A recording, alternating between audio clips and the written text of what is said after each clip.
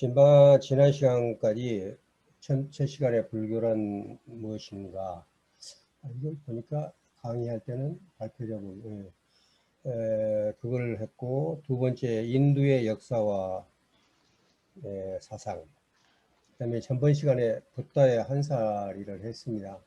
오늘부터 이제 본격적으로 붓다의 가르침에 대해서 얘기를 합니다. 그런데 지금까지는 이제 강의를 따로따로 들어도 되지만 오늘 이 시간부터는 연결이 되기 때문에 강의를 될 수 있으면 쭉 들으시는 게 좋습니다. 제가 이제 외국어를 했을 때 예를 들어서 비동사를 하는 시간에 빠졌다 그러면 일생 동안 그 비동사에 대해서 애를 먹어요. 그게 참 이상한 거예요. 초보 처음 할 때 그때 한 번 빠진 건데 그 뒤에 보충을 했는데도 이상하게 그런 그 경향이 있었습니다. 마찬가지로 이제 나중에 물론 다시 비디오 들어보는 것도 좋지만 이 상하리만치 처음 강의 들을 때 연관 지어서 계속해서 듣는 게 적어도 앞으로 한 8주 정도, 뭔가 2달 정도는 여기다 시간을 투자를 하시는 것이 좋지 않겠는가. 세상을 살아가면서는 모든 게 선택입니다. 그래서 우선순위를 어디다 두어야 하느냐 하는 그런 문제인데, 적어도 일주일에 2시간 정도는 우선순위를 이쪽에 두시는 것이 좋지 않겠는가, 그런 생각을 가지고 바로 공유 들어가도록 하겠습니다.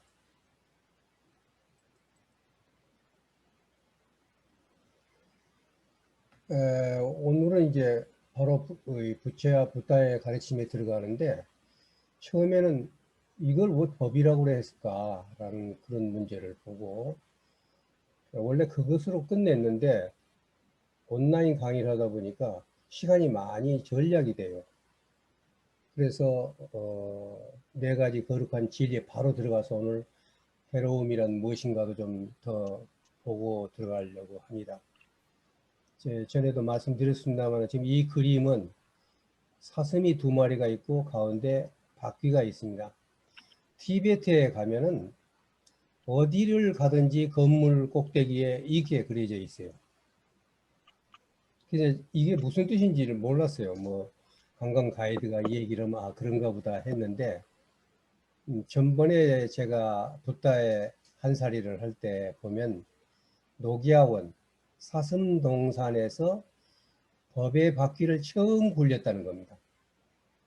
보통 설법, 다시 말하면 가르침을 얘기하는 것을 이 바퀴를 가지고 표시를 합니다. 그런데 이것이 사슴동산에서 이루어졌다 하는 것입니다. 복습을 한 가지 하겠습니다. 전번 시간에 이 얘기할 때 4가지 뛰어난 논증이라는 말씀을 드렸습니다. 이게 굉장히 중요한 일이라서 다시 한번 말씀을 드리고 넘어가도록 하겠습니다. 세상의 빅슈가 겉들여 나는 이것을 세존 앞에서 듣고 세존 앞에서 받았습니다.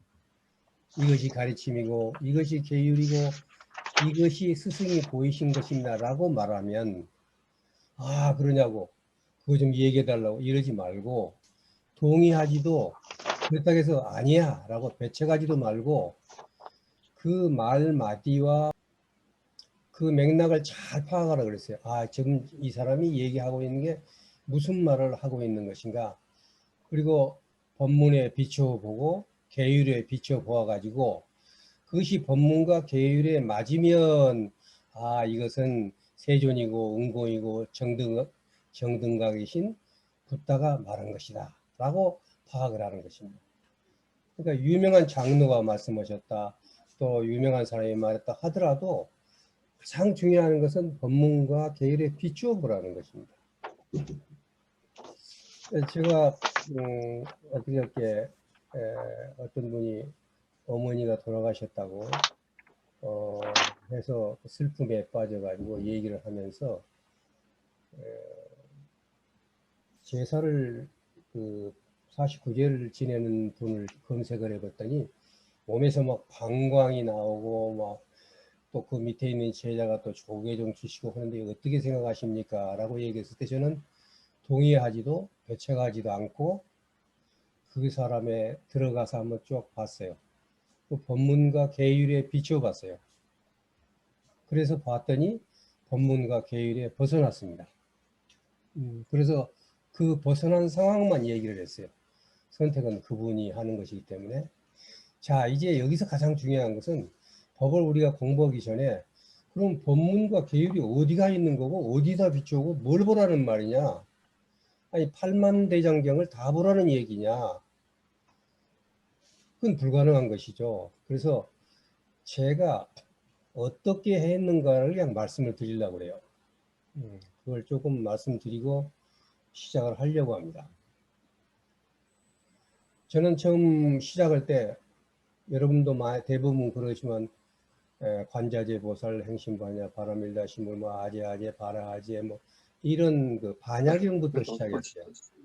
반야경전이라든가 또는 천수경전이라든가 이런 것을 쭉 읽다가 그냥 그건 뭐 외우고 있었고 그러다가 어떤 스님이 또 자성시 즉 불이라 하는 화두를 줬어요.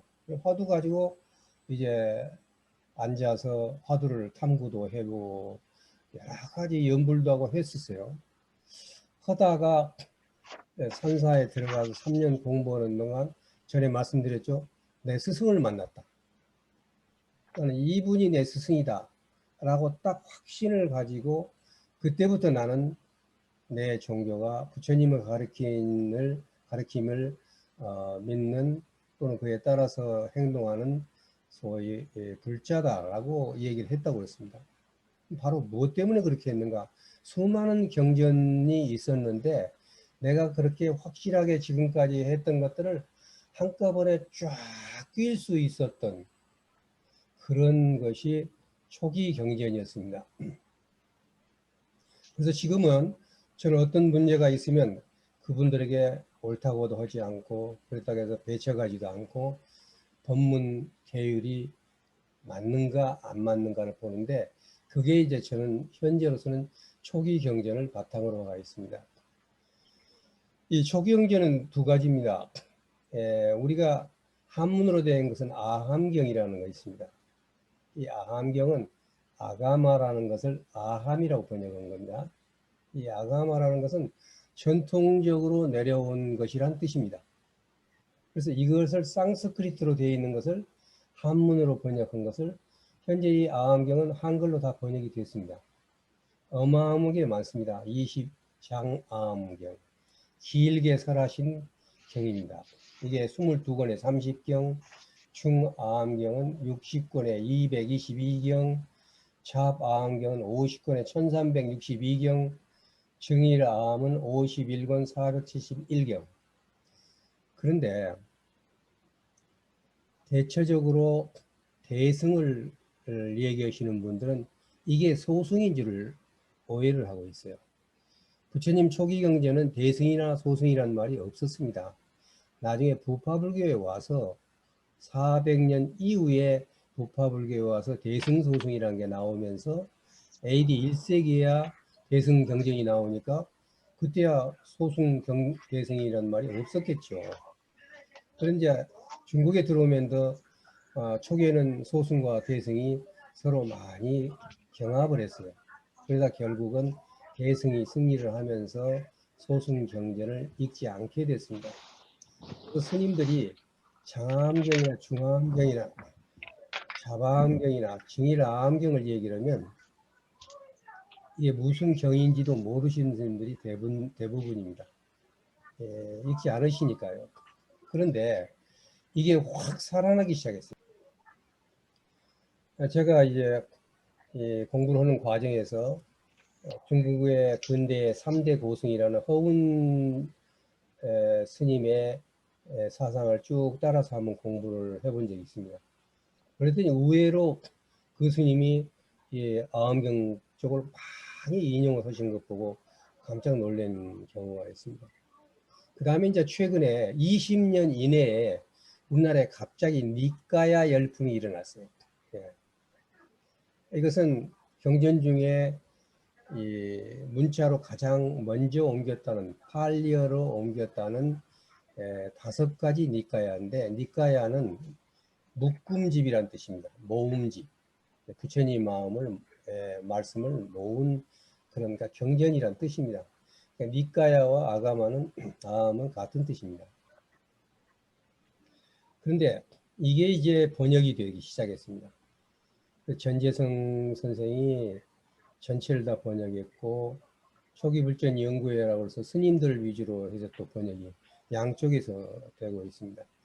이것도 보면은 디가니까야 3품 34경 거의 비슷합니다. 장하함하고.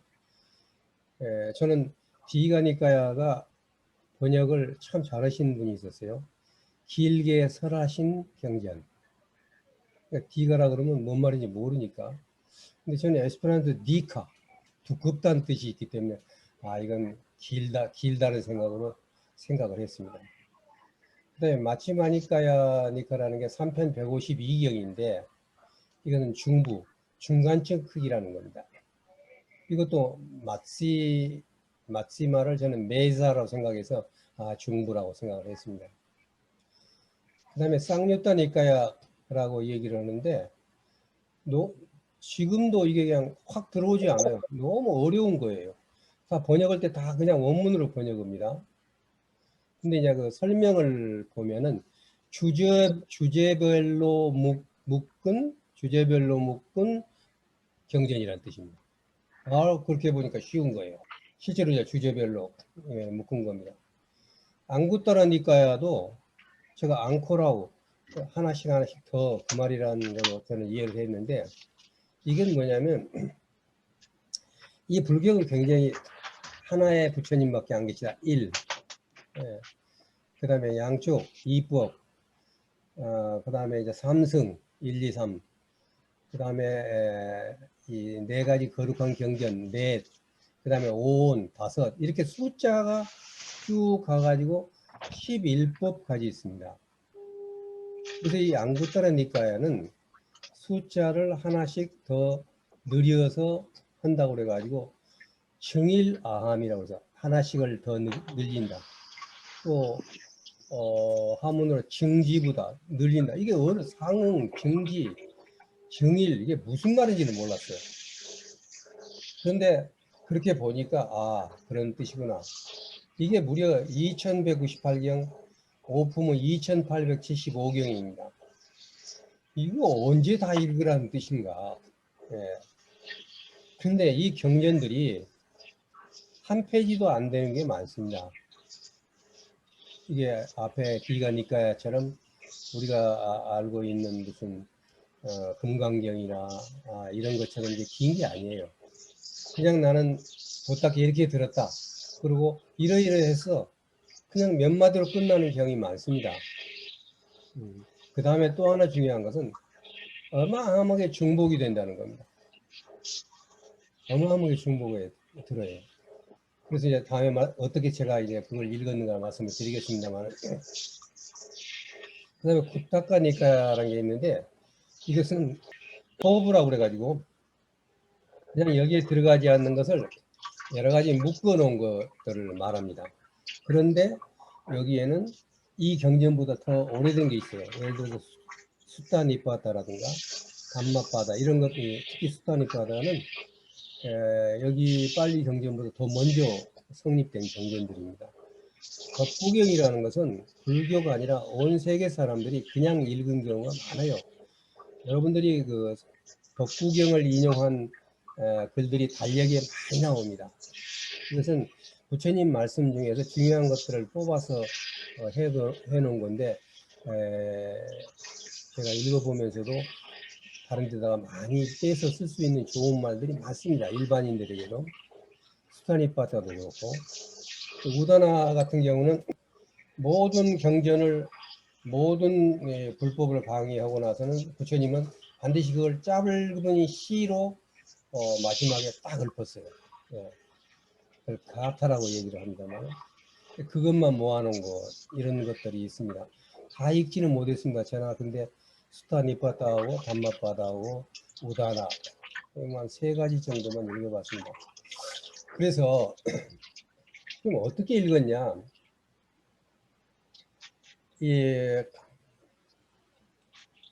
이거를 번역하신 선생님이, 전재성 선생님이 자기가 보니까 너무너무 많은 것을 갖다가 중복이 되거든요. 그러니까 중복된 것을 뽑고 해가지고 그 다이제스트판을 만들었어요.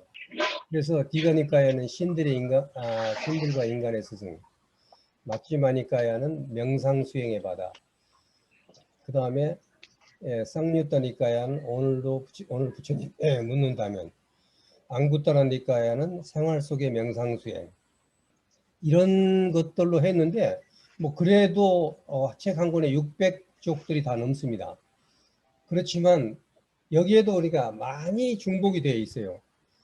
그래서 처음에 이 3권을 읽었어요. 그러다가 2016년에야 이 다이제스트가 나옵니다. 그래서 저는 2012년까지 산속에 있었으니까 저는 이 선생님한테 직접 전화를 해서 책을 보내달라고 그래가지고 추천을 받아서 다 읽으시지 마시고 그냥 이거 다이제스트판부터 읽으세요. 읽어보니까 그 속에 다 들어있는 거예요. 그런데 디가니까야는 11년에서 번역이 끝난 거예요. 그래서 이 디가니까야는 1558쪽을 다 읽었습니다. 그래서 뒤에 생각하니까 디가니까야는 전체를 다 읽을 필요가 있더라 하는 생각이 들었습니다. 그 내가 산에 들어가서 읽었을 때 일기를 조금 제가 봤어요. 그랬더니 11년 10월 10일에 121차 되고 8번째 주제를 가지고 내가 이 수행을 했었을 때 그 날짜입니다. 번호입니다. 처음에 오늘 부처님께 묻는다면 이걸 읽었다라고 이제 얘기를 했고, 그 다음에 10월 19일 날 이런 걸 썼어요. 제가 초기경전을 읽으면서 수없이 반복되는 나라 이름, 땅 이름, 왕들의 이름이 나오기 때문에 인도 불교사에 대한 지식이 절대적으로 필요했어요. 그래서 인도 불교사라는 책을 4번째 읽고 있었어요. 간단하면서도 일본서 나온 것을 번역을 했는데 한 150쪽밖에 안 됩니다. 그러면서도 아주 불교사를 체계적으로 볼 수 있는 책이라서 이 책을 바탕으로 해서 읽었어요. 그래서 이 인도 불교사를 읽지 않고 그냥 이해를 한다는 건 참 어렵다 하는 말씀을 드리고, 인도 불교사는 가장 쉽고 그러면서 핵심을 해놓은 게 바로 권호민 선생이 번역한 인도 불교사다. 이 책이 지금 나오는지 모르겠어요. 절판이 안 돼 있는지 잘 모르겠습니다. 그 다음에 이제 그 디가니까야를 마지막에 읽습니다. 그러니까 11년 11월 2일 책 읽기 시작한 것 같아요. 디가니까야는 모두 산품으로 되어 있는데 책 두께가 1500쪽이나 넘기 때문에 책이 무겁고 번거로워 읽기가 어려웠다. 더구나 나는 하루 6시간 연불하고 힘이 있는 대로 책상에서 번역이나 집필을 하고 나머지 시간을 누워서 책을 보기 때문에 무거운 책을 들고 볼 수가 없다. 그래서 할 수 없이 디가니까야는 과감하게 책을 뜯어내고 3품으로 나누어 읽고 있다. 그 책품인 571쪽까지를 오늘 모두 읽었다. 이 책을 누워서 읽으려면 무거워서 자꾸 얼굴에 떨어지는 거예요. 그래서 그냥 다 헤쳤어요. 헤쳐가지고 1, 2, 3품으로 이렇게 나눠가지고 간단하게 듣고 읽었는데, 저는 읽으면서 글자들이 잘 쓰이질 않습니다. 두루누서 쓰고 막 그러니까. 책을 아주 굉장히 더럽게 만듭니다. 제가 왜 이러느냐면, 많은 사람들이 아니 성경이나 마찬가지고 이것은 불경이라는 것은 부처님 말씀인데 이렇게 거기다 막 글을 쓰고 쭉 긋고 교정을 보고 하면 되느냐. 많이 교정을 보고 또 여기서 내 단어로 바꿔보고 한 것을 여러분들이 보실 수 있을 겁니다. 근데 왜 그러냐면 이런 그 수수께끼를 낸 적이 있어요. 이 세상에서 가장 비싼 책은 어떤 책이냐? 제가 뭐 성경이다, 뭐다 이런 대답을 많이 했습니다. 근데 이 세상에서 가장 비싼 책은 보지 않는 책입니다. 책을 사다 놓고 집에다만 꽂아 놓으면 그건 아주 비싼 책입니다. 그런데 아무리 비싸게 줬더라도 단 한 줄이라도 읽고 그걸 읽었다 그러면 그건 비싼 게 아닙니다. 그 책을 쓴 사람이라든가 그것이 주는 여러 가지 지성이라든가 이런 데 봤을 때 단 한 줄을 활용을 했어도 결코 이 세상에는 비싼 책이 없습니다. 그래서 저는 책을 사면 싼 책으로 만들어야 됩니다. 그래서 그날 책을 대강 다 산 책은 다 봅니다. 그냥 다. 그리고 이제 정독을 해야 할 부분, 정독해야 할 그런 책은 다시 이제 그냥 나누고 또 긋고 해가면서 읽어나가면서 그걸 내 것으로 만들어가는 과정. 디가니까야를 11월 2일 날 읽어가지고 12월 17일까지 읽었으니까 한 달 반이 걸렸습니다. 꽤 많이 걸린 겁니다. 책을 2, 3일이면 한 권씩 읽었었는데 이 책은 굉장히 시간이 오래 걸렸던 것입니다. 13권으로 나누어 읽던 책인데 오늘 마지막 3권을 모두 읽었다. 이번에 읽으면서 중요한 용어에 의문이 생기면 강목 스님이 옮긴 디가니까야를 비교하면서 이 디가니까야입니다. 왜냐? 전재성 선생은 모든 용어를 가능한 한 우리말로 바꿨습니다. 저는 이 책을 위주로 했습니다. 왜냐하면 단어가 무슨 뜻을 갖느냐가 중요하니까. 그런데 강목 스님 책은 그렇게 하려고 노력했지만 대부분 기존에 있었던 불교의 용어를 채용해서 해서 처음에 읽기는 디가니까야가 훨씬 쉽습니다. 용어를 알고 있으니까. 그러나 이제 깊이 있게 그 내용을 알려면 그 뜻이 본디 무슨 뜻이었는가를 아는 도움이 많이 됐습니다. 그 다음에 제가 2012년도 내려와서 이걸 바탕으로 해서 강의를 한 6년 하고 나서 2019년에 내가 산사에 올라가는 게 10주년이 됐습니다. 그래서 내가 공부하고 있는 게 제대로 된 것인가 안 된 것인가 해가지고 불광사에 가가지고 강목 스님이 강의하는 거, 그 다음 우리나라 불교 학계에서 중진 이중표 교수님이 강의하는 디가니까야, 이것을 강의를 제가 2개를 다 들었어요. 2개를 다 들으면서 내가 지금까지 공부한 것이 제대로 된 것인가, 내가 또 부처님 말씀을 전한다면서 제대로 전하지 못한 것인가, 이런 것을 하기 위해서 읽어봤습니다. 그리고 강의를 한 학기 동안 들었습니다. 이게 제가 교수가 된 뒤로 30년 만에 처음으로 한 학기 동안 강의를 듣고 내가 공부했던 것을 점검했던 것이 2019년입니다. 그렇게 이런 식으로 나 나름대로는 하고 나서 이 니까야 이 부분을 내가 앞으로 기준으로 삼아야 되겠다 해서 기준으로 삼은 겁니다. 이 초기경전을 읽으면서 전에 그 정말 뜬구름 잡기식 같은 대승경전들을 비해서 믿음이 아주 저절로 생겨났어요. 그리고 대승경전에 무슨 뜻인지 몰랐던 것들이 구슬이 끼어지듯이 쫙 이해가 되는 겁니다.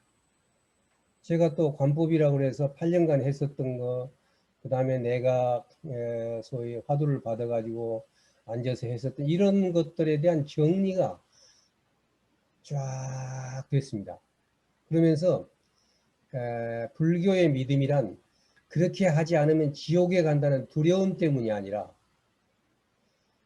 부다의 가르침대로 따르면 나도 니르바나에 이를 수 있다는 확신, 이게 마음에 자리에 잡는 것입니다. 그래서 이 말이 다른 사람이 한 말인데 굉장히 나한테 와닿았습니다. 그래서 제가 산에서 내려왔을 때 기자들이 와가지고 저한테 산에 가서 무엇을 깨달으셨습니까? 라고 했을 때 전에 말씀드렸습니다만 3년의 깨달음을 얻는다고 하면 이 세상에는 깨달은 사람으로 가득 찰 것이다. 다만 나는 길에 들어선 것 같다. 그런 얘기를 했습니다. 다시 말하면 이리 갈까 저리 갈까 그렇게 헤매다가 이제 길에는 들어선 것 같다라는 말을 표현을 했던 것입니다. 이런 식으로 이제 얘기를 했는데 제가 산사에서 읽다가 암경을 읽기 시작했어요. 왜냐하면 한문으로 전해온 걸 북전이라고 그러고 빨리어로 전해온 것을 남전이라고 그럽니다. 그럼 북전과 남전이 어떻게 차이가 있는가 이렇게 생각해 가지고 하다가 한글 아암경이라는 걸 쉬운 걸 그냥 쭉 읽었어요. 보니까 여기에 고익진 교수라는 분이 여기에 관여를 해갖고 많이 하셨더라고요. 그런데 고익진 선생님이 이런 얘기를 했어요. 4종의 4종의 아암경은 모두 183권이라 되므로 그 큰 문헌 속에 그렇게 많은 다른 교리가 섞여 있느냐 하면 그렇지는 않아요. 장아암경, 중아암경, 자방아암경, 청일아암경에 있는 경전들을 살펴보면 거의 같은 얘기들이 반복되고 있는 것을 알 수 있습니다. 아암경에 실린 권수가 183권으로 많지만 거기서 핵심적인 교리를 골라와 보면 네 가지 법문밖에 없습니다. 이 말을 듣고 내가 공부한 게 헛것이 아니었구나 라는 확신을 딱 가졌어요. 왜냐하면 저는 이 암경을 읽은 게 아니라 이 아까 말한 빨리경전에서 나왔던 니까야 쪽을 가지고 전체를 다 읽어보니까 네 가지 법문으로 딱 요약이 됐어요. 그래서 내가 너무 단순하게 이걸 요약한 거 아닌가 하는 그런 생각을 갖고 있었는데 이 고익진 선생의 책을 보니까 딱 들어맞은 거예요. 그래서 이것이 내가 와조 빗나간 것은 아니구나. 그래가지고 이제 고익진 선생님 책을 살라고 그러니까 돌아가신 지 오래돼가지고 책이 많지 않아요.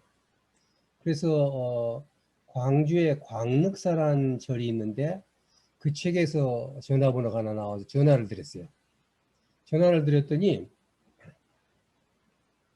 책을 한 권만 사겠다고 그랬는데 그냥 책을 4권을 보내왔어요. 근데 전화로 아니 한 권만 보내주시면 돈을 드리려고 했는데 왜 이렇게 4권을 보냈습니까? 그러니까 자기는 그 제자인데 정말로 고익진 선생님의 그분은 이미 깨달으신 분이라고 생각하고 공부를 보면 쉽고 했는데 사람들이 책이 나와도 읽지 않는다는 겁니다. 근데 누가 느닷없이 책을 좀 사겠다고 전화가 와서 반가워가지고 제가 책을 그때 4권을 같이 보낸다고 그런 얘기가 있습니다. 그 얘기는 뭐냐면 한국 불교에서는 아함경 계통은 읽지 않는다는 것을 얘기해 주는 것입니다. 최근에 빨리경전 니까야가 나와가지고 새바람을 불러일으키는데 이미 한문경전도 거의 같습니다. 그거 가지고 이 얘기를 쫙 풀어나가는데 그 고익진 선생을 읽으면서 이분은 정말 모든 경전을 하나로 끼웠구나. 그리고 나름대로 그 한 가닥을 보신 분이라는 걸 느꼈어요. 왜냐하면 이분은 지금 호가 병고예요. 그러니까 너무 아파가지고 학교도 제대로 못 가고 그냥 5년 동안을 방구석에만 있는 그런 폐쇄된 삶을 살다가 어느 날 이제 불경을 잊고 그러고 나서 31살에 들어가서야 동국대학교 불교학과를 들어갑니다. 그러니까 자기는 아예 태어나서부터 죽을 때까지 병고 속에 살았다는 겁니다. 그래서 너무 그 자체가 이미 부처님이 6년 고행한 고행을 병 때문에 하고 있었던 거예요. 그러다가 여기에 불경을 딱 보고 나니까 이렇게 살아가는 것이 또 부처님 말씀대로 공부를 하는 것이 중요하구나 하는 그런 생각을 하시면서 완전히 그쪽에 몰입이 돼서 그걸 갖다 하나씩 풀어내기 시작했던 것입니다. 저도 그런 생각이 들어요. 지금까지 공부를 한다고 했는데 정말 다시 한번 태어난다 그러면 일생을 한번 확 파서 확연하게 한번 뒤집어 보고 싶다, 그런 생각이 들고 있습니다. 지금은 전하는 그런 수준이라는 것을 말씀을 드립니다. 그런데 그러면 그 한문대장경은 불교 자료 같은 걸 내가 그럼 어떻게 하느냐, 무슨 얘기를 하더라도 저는 당장 그냥 이걸 검색을 합니다. 스베타라고 해서 중화전자불전협회인데, 이 한문대장경은 여기에 다 들어가 있습니다. 여기 보면 대정신수경, 이건 뭐냐면 우리 해인사에 있는 8만 대장경을 일본에서 대정 시기에 전부 다른 경전하고 비교를 해서 줄을 달아한 겁니다. 그 다음에 만신찬 장경, 역대 장경, 이건 남전 대장경이 빨리어에서 번역한 겁니다. 이런 거 다 들어가 있는 겁니다, 이 속에. 그리고 그 외에도 심지어는 삼국유사, 한국불교사, 불교에 대한 모든 것을 들어가 있고, 여기서 검색을 해보면 다 나온다고, 한문으로 된 그건 다 나온다고 해도 과언이 아닙니다. 그래서 저는 반드시 이걸 가지고 하는데, 직접 한번 여러분들에게 좀 보여드리도록 그렇게 하도록 하겠습니다. 화면 공유를 중지하고, 그 다음에 화면 공유로 들어가서, 자, 이제 예를 들어서 이제 다음에도 나옵니다만, 일체유심조라는 말을 너무 많이 해요. 일체유심조, 일체유심조. 그래서 어떤 큰 스님을 모시고 인도 여행을 쭉 했어요. 인도 여행을 쭉 하고 나서 제가 그분의 비디오를 만들었어요. 왜냐하면 우리나라 30대 스님이라고 그러니까 비디오를 만들면서 인터뷰를 가는 데마다 해가지고 인터뷰를 해서 그 스님 얘기를 한 뒤에 마지막에 제가 물었어요. 계속해서 이 부산에 계신 스님인데 다 마음인기라, 다 마음인기라 이렇게 하시는 거예요. 그래서 마지막에 물었어요. 제가, 스님, 마음이 무엇입니까? 이건 인터뷰 따놓은 게 있습니다. 제가. 그랬더니 그 많은 사람들 중에 처음으로 마음이 무엇이냐는 걸 정확하게 대답을 하셨어요. 아주 수행을 많으신 분이라 굉장히 솔직하게 대답을 하시더라고요. 이거예요. 뭐라고 하셨냐면, 마음이란 건 나도 모르겠다고 그러셨어요. 저는 모른다는 소리를 스님한테 처음 들었어요. 그런데 그 다음에 또 하신 말씀이, 부처님도 몰랐을 거라, 이게 딱 걸렸어요, 저한테. 그럼 저는 우리 집에다가 일체유심조, 모든 것은 마음으로 비롯된다, 막 이렇게 붙여놓고 막 저도 굉장히 마음이 강조를 했어요. 이거 대단한 거구나 라고 했어요. 그래서 여기다가 나중에 이제 공부를 한 뒤에, 요건 2008년도에 대만에서 나온 DVD 한 장에 이 8만 대장경과 모든 게 다 들어있는 건데, 하나 재미있는 것은 우리가 일본하고 조약을 맺을 때 돈만 받았어요. 우리는. 그래서 경제 개발을 했는데, 대만은 그 보상 조약을 했을 때 돈도 돈이지만 신수 대장경의 사용권을 무료로 받아냈어요. 참 놀라운 일이었어요. 그래가지고 이 무료로 배포합니다. 이거 여러분 이거 들어가면 누구나 다운받을 수 있고, 필요하신 분은 제가 CD로 된 거 드릴 수 있습니다. CD 한 장이면 이게 다 되는 거니까. 자, 그러면 자 그렇게 되면은 자, 일체유심조를 한번 보도록 하겠습니다. 자, 그래서 여기다 일체유심조를 칩니다. 그런데 우리 중국말을 못 치니까 아래 한글에다가 일체유심조를 치고 따다 붙이면 됩니다. 그래서 이걸 딱 누르니까 이런 부분이 나왔어요.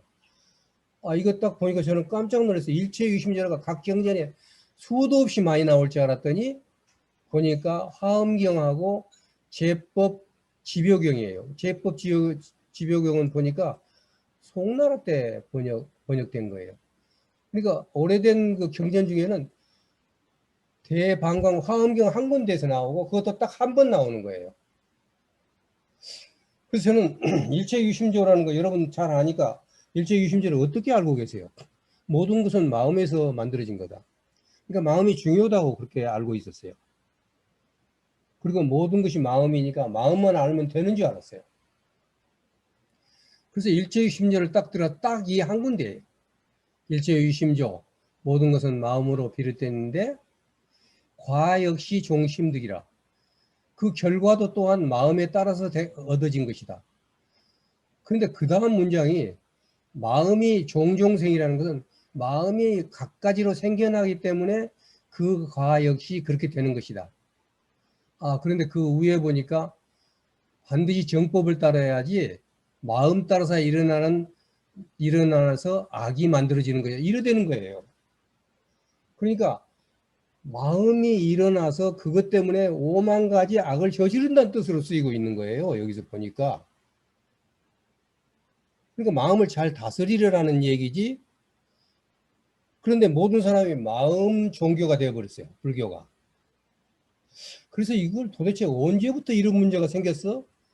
그래서 한번 쭉 봤어요. 여기서 보니까 여기 보면 당나라 때 나왔던 거 있고 그 다음에 다 송나라 때 이렇게 쭉 나오죠. 이런 식으로.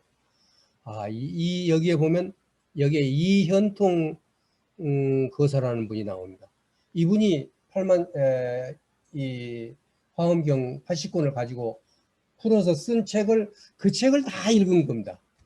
이현통 거사가 책. 그리고 그것이 동양 사목에 쫙 퍼져서 마음 종교가 되어버린 거예요.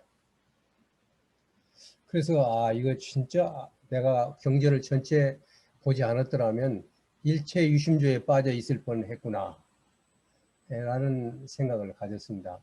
이 문제 좀 생각해 주시고 이것은 제가 필요하신 분은 CD를 저한테 카톡으로 올려주시면 보내드리거나 다운받는 법을 말씀드리도록 하겠습니다. 자, 화면 다시 올라가겠습니다. 자, 지금 이거 하다가 4가지 뛰어난 논증을 하다가 지금 우리가 거기까지 지금 갔습니다. 그러면 이제부터는 진짜 붓다의 가르침으로 들어가겠습니다.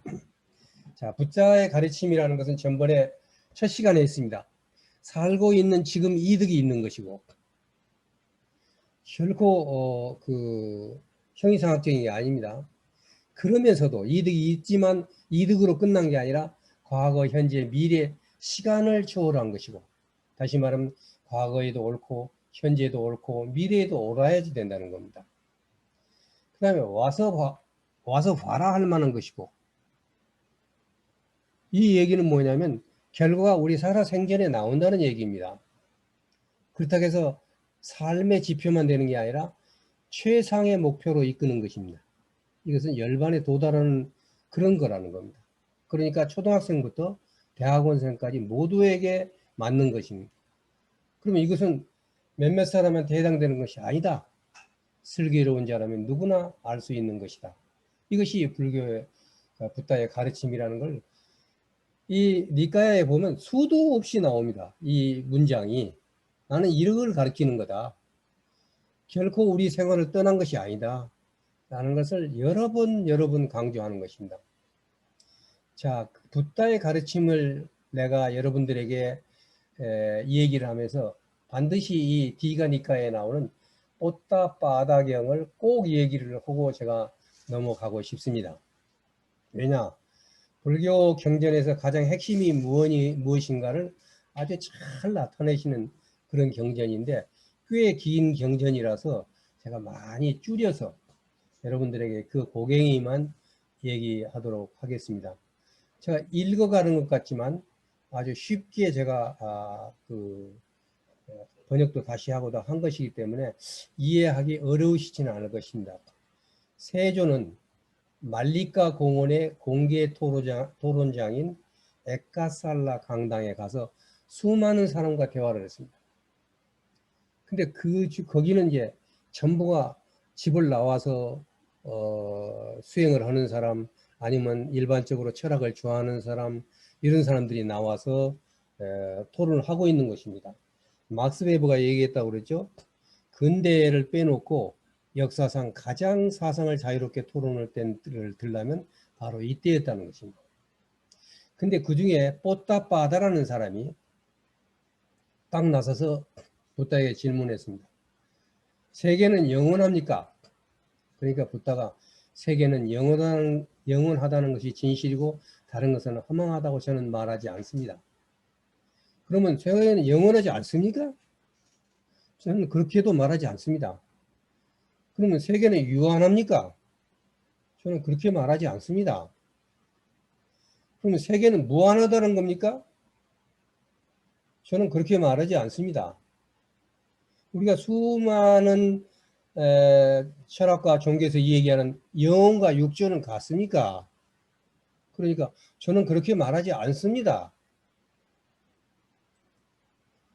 그러면 영혼과 육체는 서로 다르다는 것입니까? 아니, 그것도 아닙니다. 열애는 그러면 당신입니다. 붓다한테 얘기입니다. 죽은 뒤에 존재합니까? 저는 그렇게 말하지 않습니다. 열애는 죽은 뒤 존재하지 않습니까?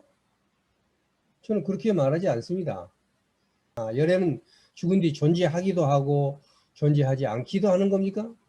저는 그렇게 얘기하지 않습니다. 열애는 죽은 뒤 존재하는 것도 아니고 존재하지 않는 것도 아닙니까? 이제 마지막만 제가 전체의 말을 하고 앞에는 다 줄인 겁니다. 이런 거 한 두세 페이지 된 거에 몇 번 방법이 됩니다. 뽀따빠다요. 나는 열애는 죽은 뒤 존재하는 것도 아니고 존재하지 않는 것도 아니다. 이것은 실로 진실이고 다른 것은 허망한 말이다. 라는 말을 하지 않습니다. 이렇게 얘기를 하니까 뽀따빠다가 그러면 세종께서는 왜 말씀을 하시지 않습니까? 제가 질문을 10가지를 하고 앞뒤에 맞춰서 다 얘기를 했는데 하나도 대답을 안 하는데 왜 그렇습니까? 이 대답이 굉장히 중요합니다. 우리가 세상을 살아가면서 무슨 얘기를 하고 무슨 얘기를 하지 않을까를 얘기해 주는 굉장히 중요한 얘기입니다. 왜냐하면 그것은 이롭고 원리에 맞고 고귀한 삶을 사고 더러운 세상을 싫어 떠나고 욕망을 떠나고 번뇌를 멈추어 없애고 번뇌를 떠나 편안하게 하고 번뇌를 멈추어 삼매에 들고 바르고 원만히 깨닫고 열반에 이르게 하지 못하기 때문이다. 아무 상관이 없다는 얘기예요. 그걸. 그러니까 지적 만족을 시키기 위해서 인간이란 무엇인가 죽어서 사는가 이런 얘기들은 그냥 지적 만족이 되고 토론을 위한 토론은 되지만 실제로 깨달음을 얻기 위해서 도움이 안 되는 것이다. 그렇다면 세종께서는 뭘 말씀하시는 겁니까? 그럼 무엇이 그러면 이롭고 원리에 맞다는 겁니다 하니까 붓다가 딱 얘기입니다. 이것이 괴로움이라고 설명합니다. 이것이 괴로움이 생기는 것이라고 설명합니다. 이것이 괴로움이 없어지는 것이라고 설명합니다. 이것이 괴로움을 없애는 길이다라고 설명합니다. 자기가 얘기하는 것은 이 네 가지에 완전히 다 들어간다는 것입니다. 이것이 붓다가 가르치는 알짬입니다. 그래서 흔히 말하는 네 가지 거룩한 진리를 말하는 겁니다. 한문에 화성제가 얘기를 하는 것입니다. 그러니까 또 물어요. 참 집요합니다. 묻는 것도. 그렇다면 세종께서는 왜 그런 걸 설합니까? 아까 설하지 않는 이유를 얘기했죠. 그럼 왜 설하는가? 왜냐하면 그것은 이롭고 원리에 맞고 고귀한 삶을 사는 데 알맞고 세상을 떠나기 위한 것이고 욕망을 떠나기 위한 것이고 번뇌를 멈추어 없애고 번뇌를 떠나 편안하고 멈추어 삼매에 들고 바르고 원만하게 깨닫고 열반에 이르는 데 도움이 되어야 됩니다. 명확해요. 앞에는 이런 게 도움이 안 되니까 그런 얘기는 안 하고 형이상학적이고 목적이 없는 그런 얘기는 안 하고 멋있게 들리죠. 그렇기 때문에 이것은 얘기하지 않는데 이것은 왜 네 가지는 얘기하냐? 이것이 지금 얘기하는 이롭고 원리에 맞고 열반을 도움이 되기 때문이다. 그런데 이렇게 딱 하고 떠났는데 수행자들이 한꺼번에 조롱하고 비꼬았습니다. 고따마는 아무런 확정, 그때는 붓다라고 안 하고 대가 고따마라고 그랬습니다. 이름이니까. 아무런 확정적인 원리를 제시하지 하는 것을 보지 못했다. 라고 얘기를 했어요. 예. 그러니까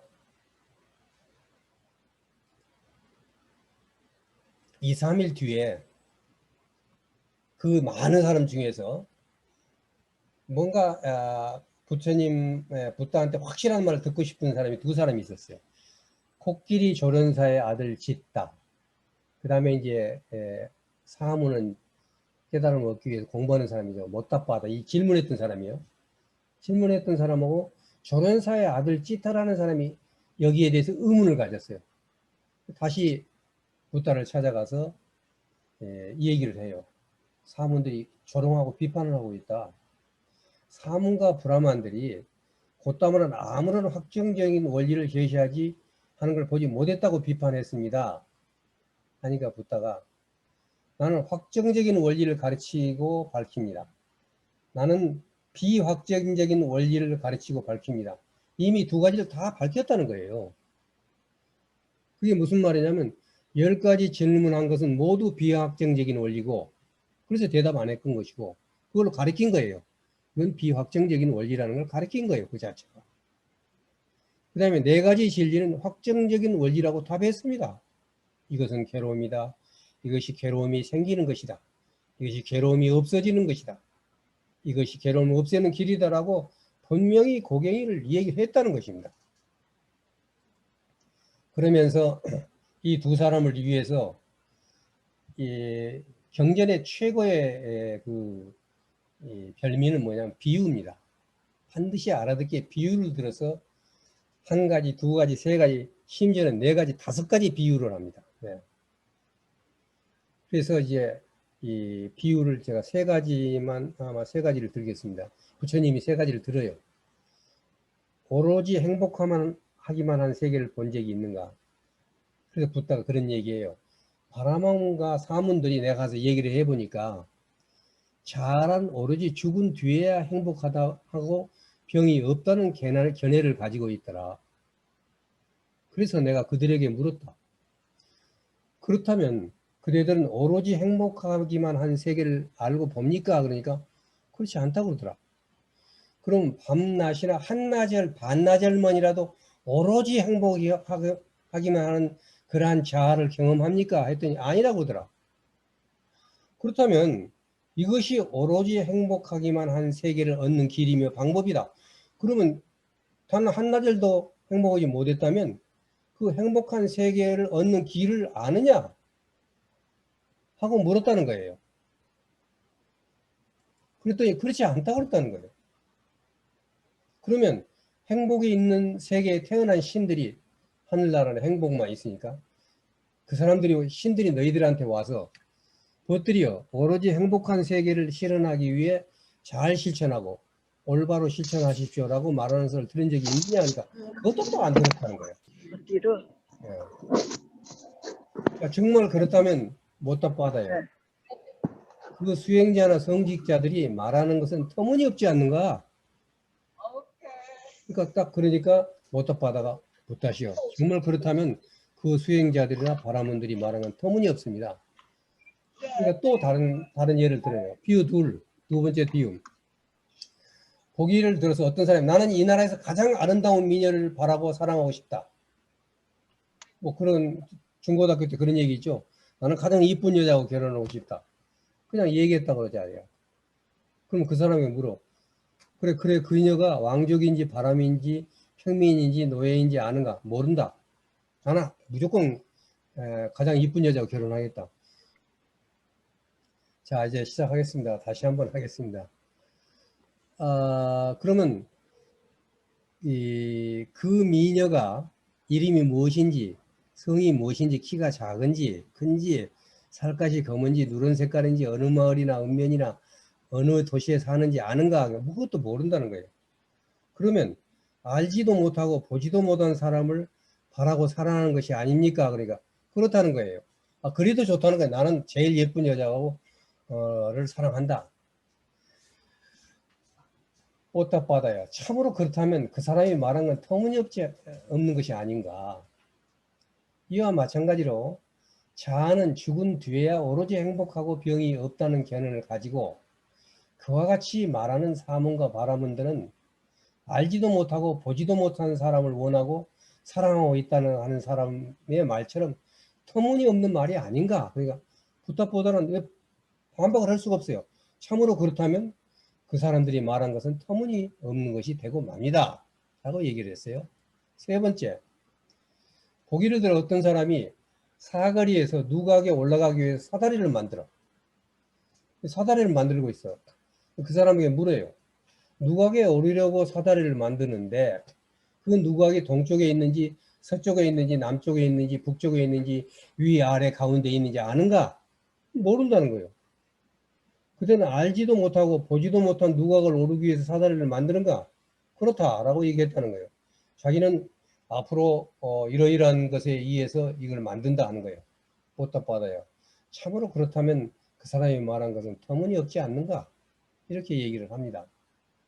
이처럼 자아는 죽은 뒤에야 오로지 행복하고 병이 없다는 견해를 가지고 그와 같이 말하는 사문과 바라문들의 말은 알지도 못하고 보지도 못한 사람을 원하고 사랑하고 있다고 말하는 말처럼 터무니없는 말이다.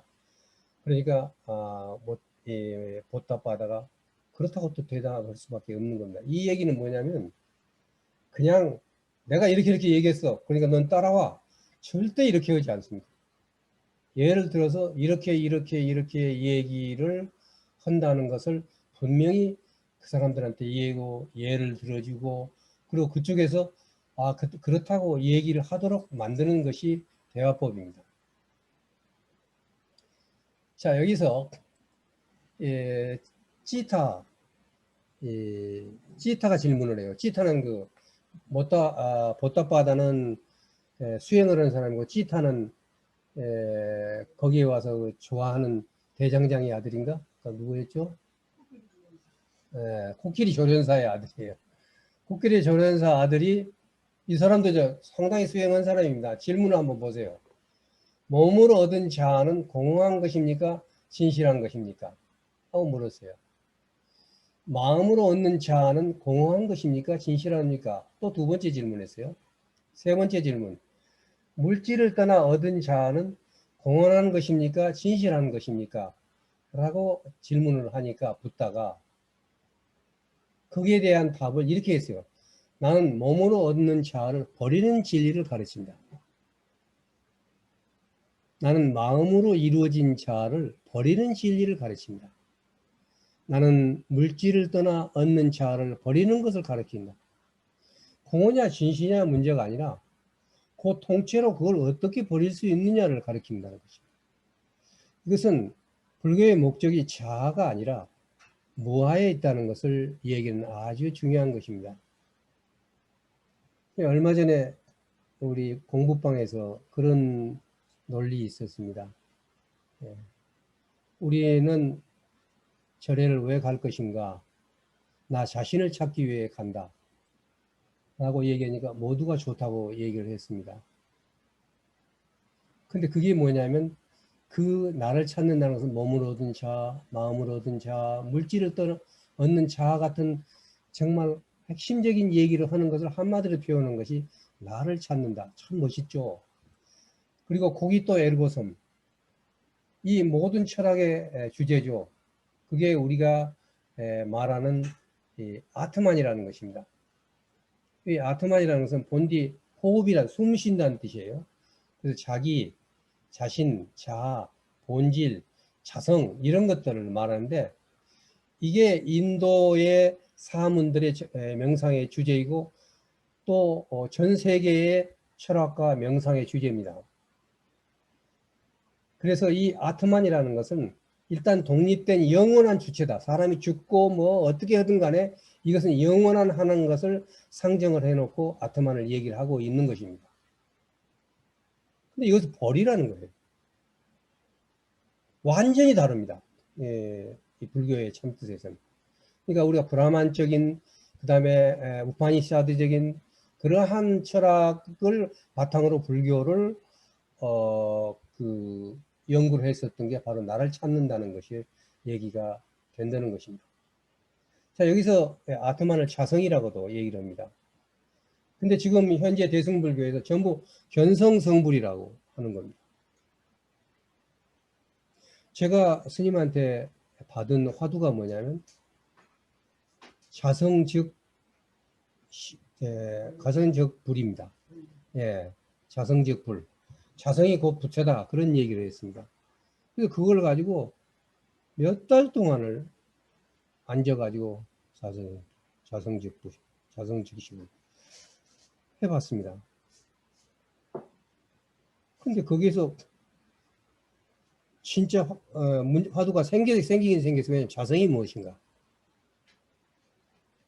근데 거기에서 뭔가 어느 날 빵 터진다는 건데 그런 부분들이 잘 나오질 않는 거예요. 예. 그래서 그러면 자성이라는 것이 뭔지 모르고 그냥 앉아 있어도 되는 것인가? 예. 내가 자성 본래 불이라고 그랬는데 그럼 견성을 그 자성을 봐야 되는 것인데 그건 자성이라는 게 본래 불이라고 그랬다.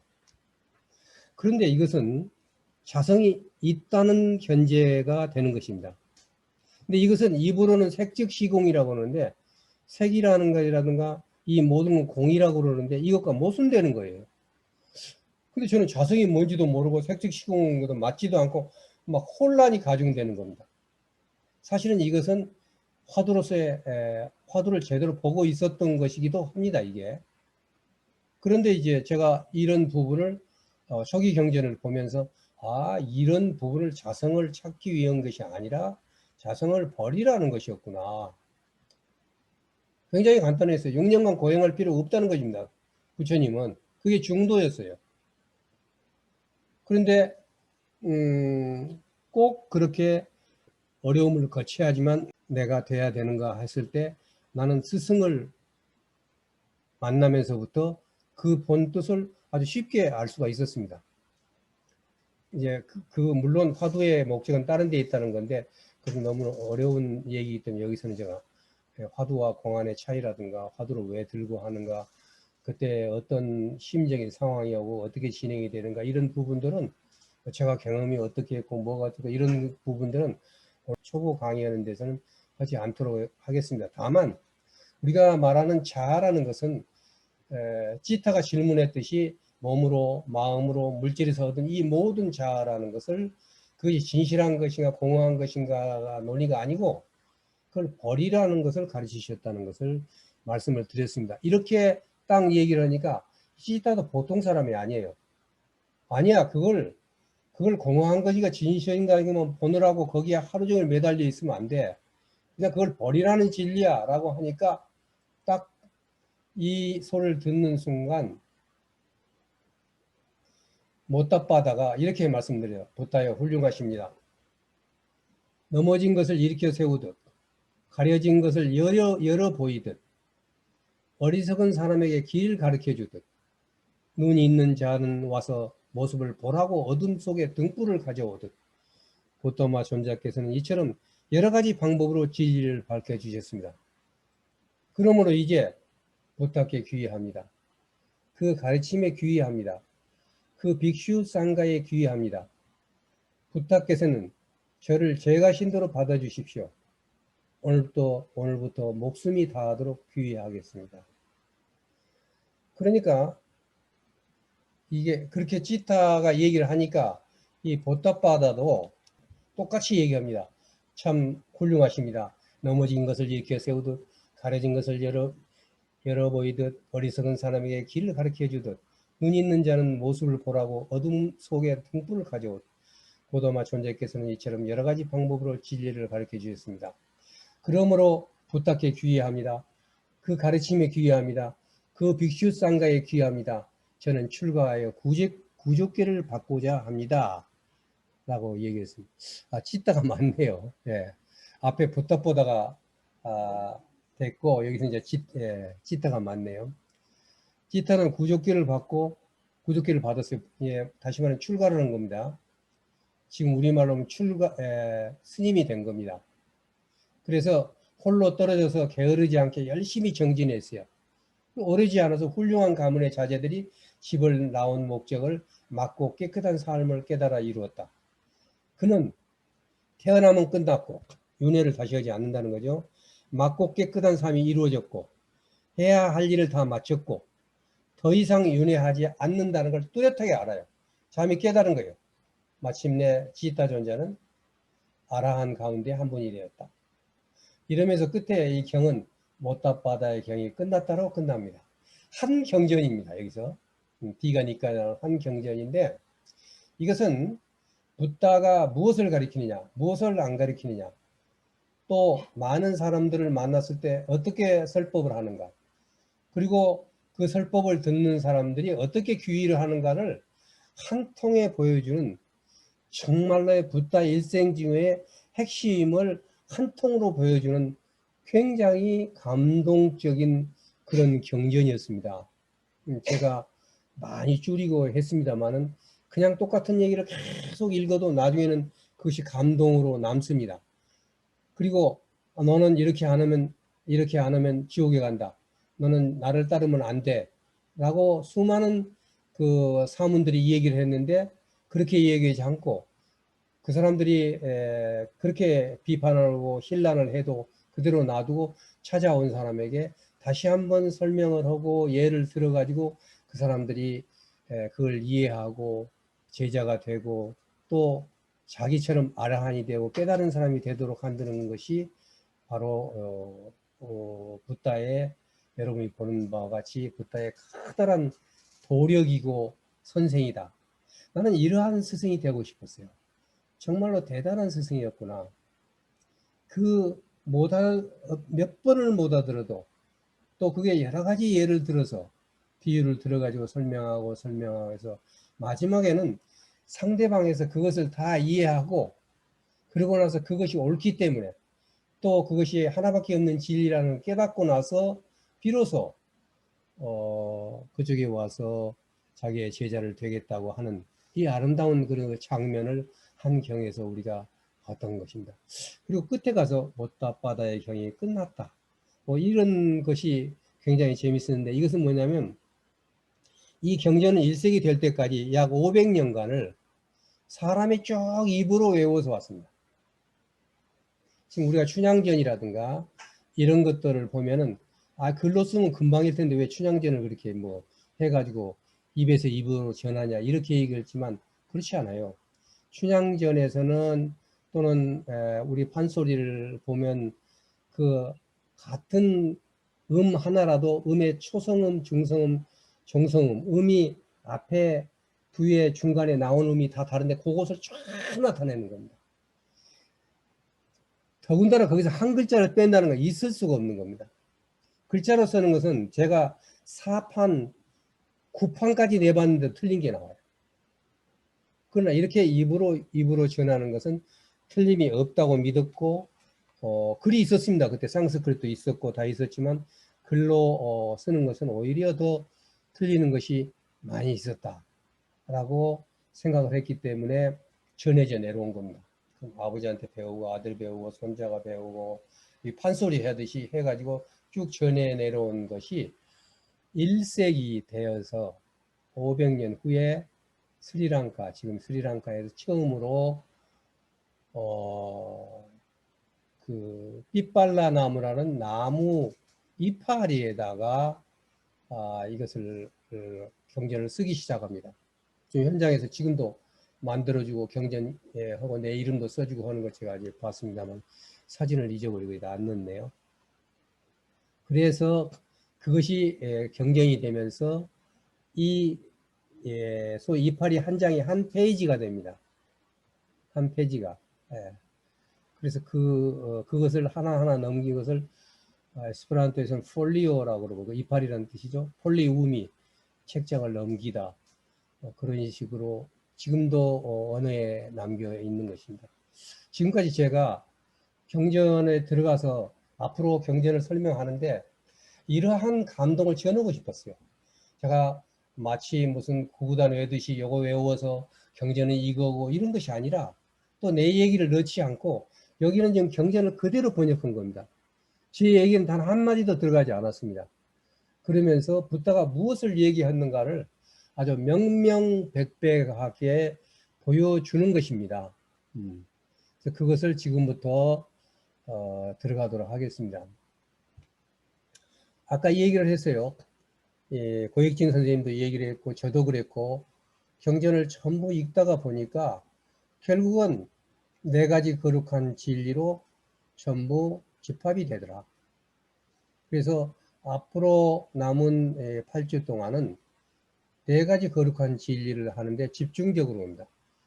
4가지 거룩한 진리가 무엇인가만 아는데도 8주, 일주에 2시간이라는 건 결코 긴 시간이 아닙니다. 그러니까 여러분들은 그냥 그 시간 듣고만 계시면 돼요. 앞으로 8주 동안은 여러분들이 많은 할 일이 있겠지만 그냥 이 시간에 와서 들으세요.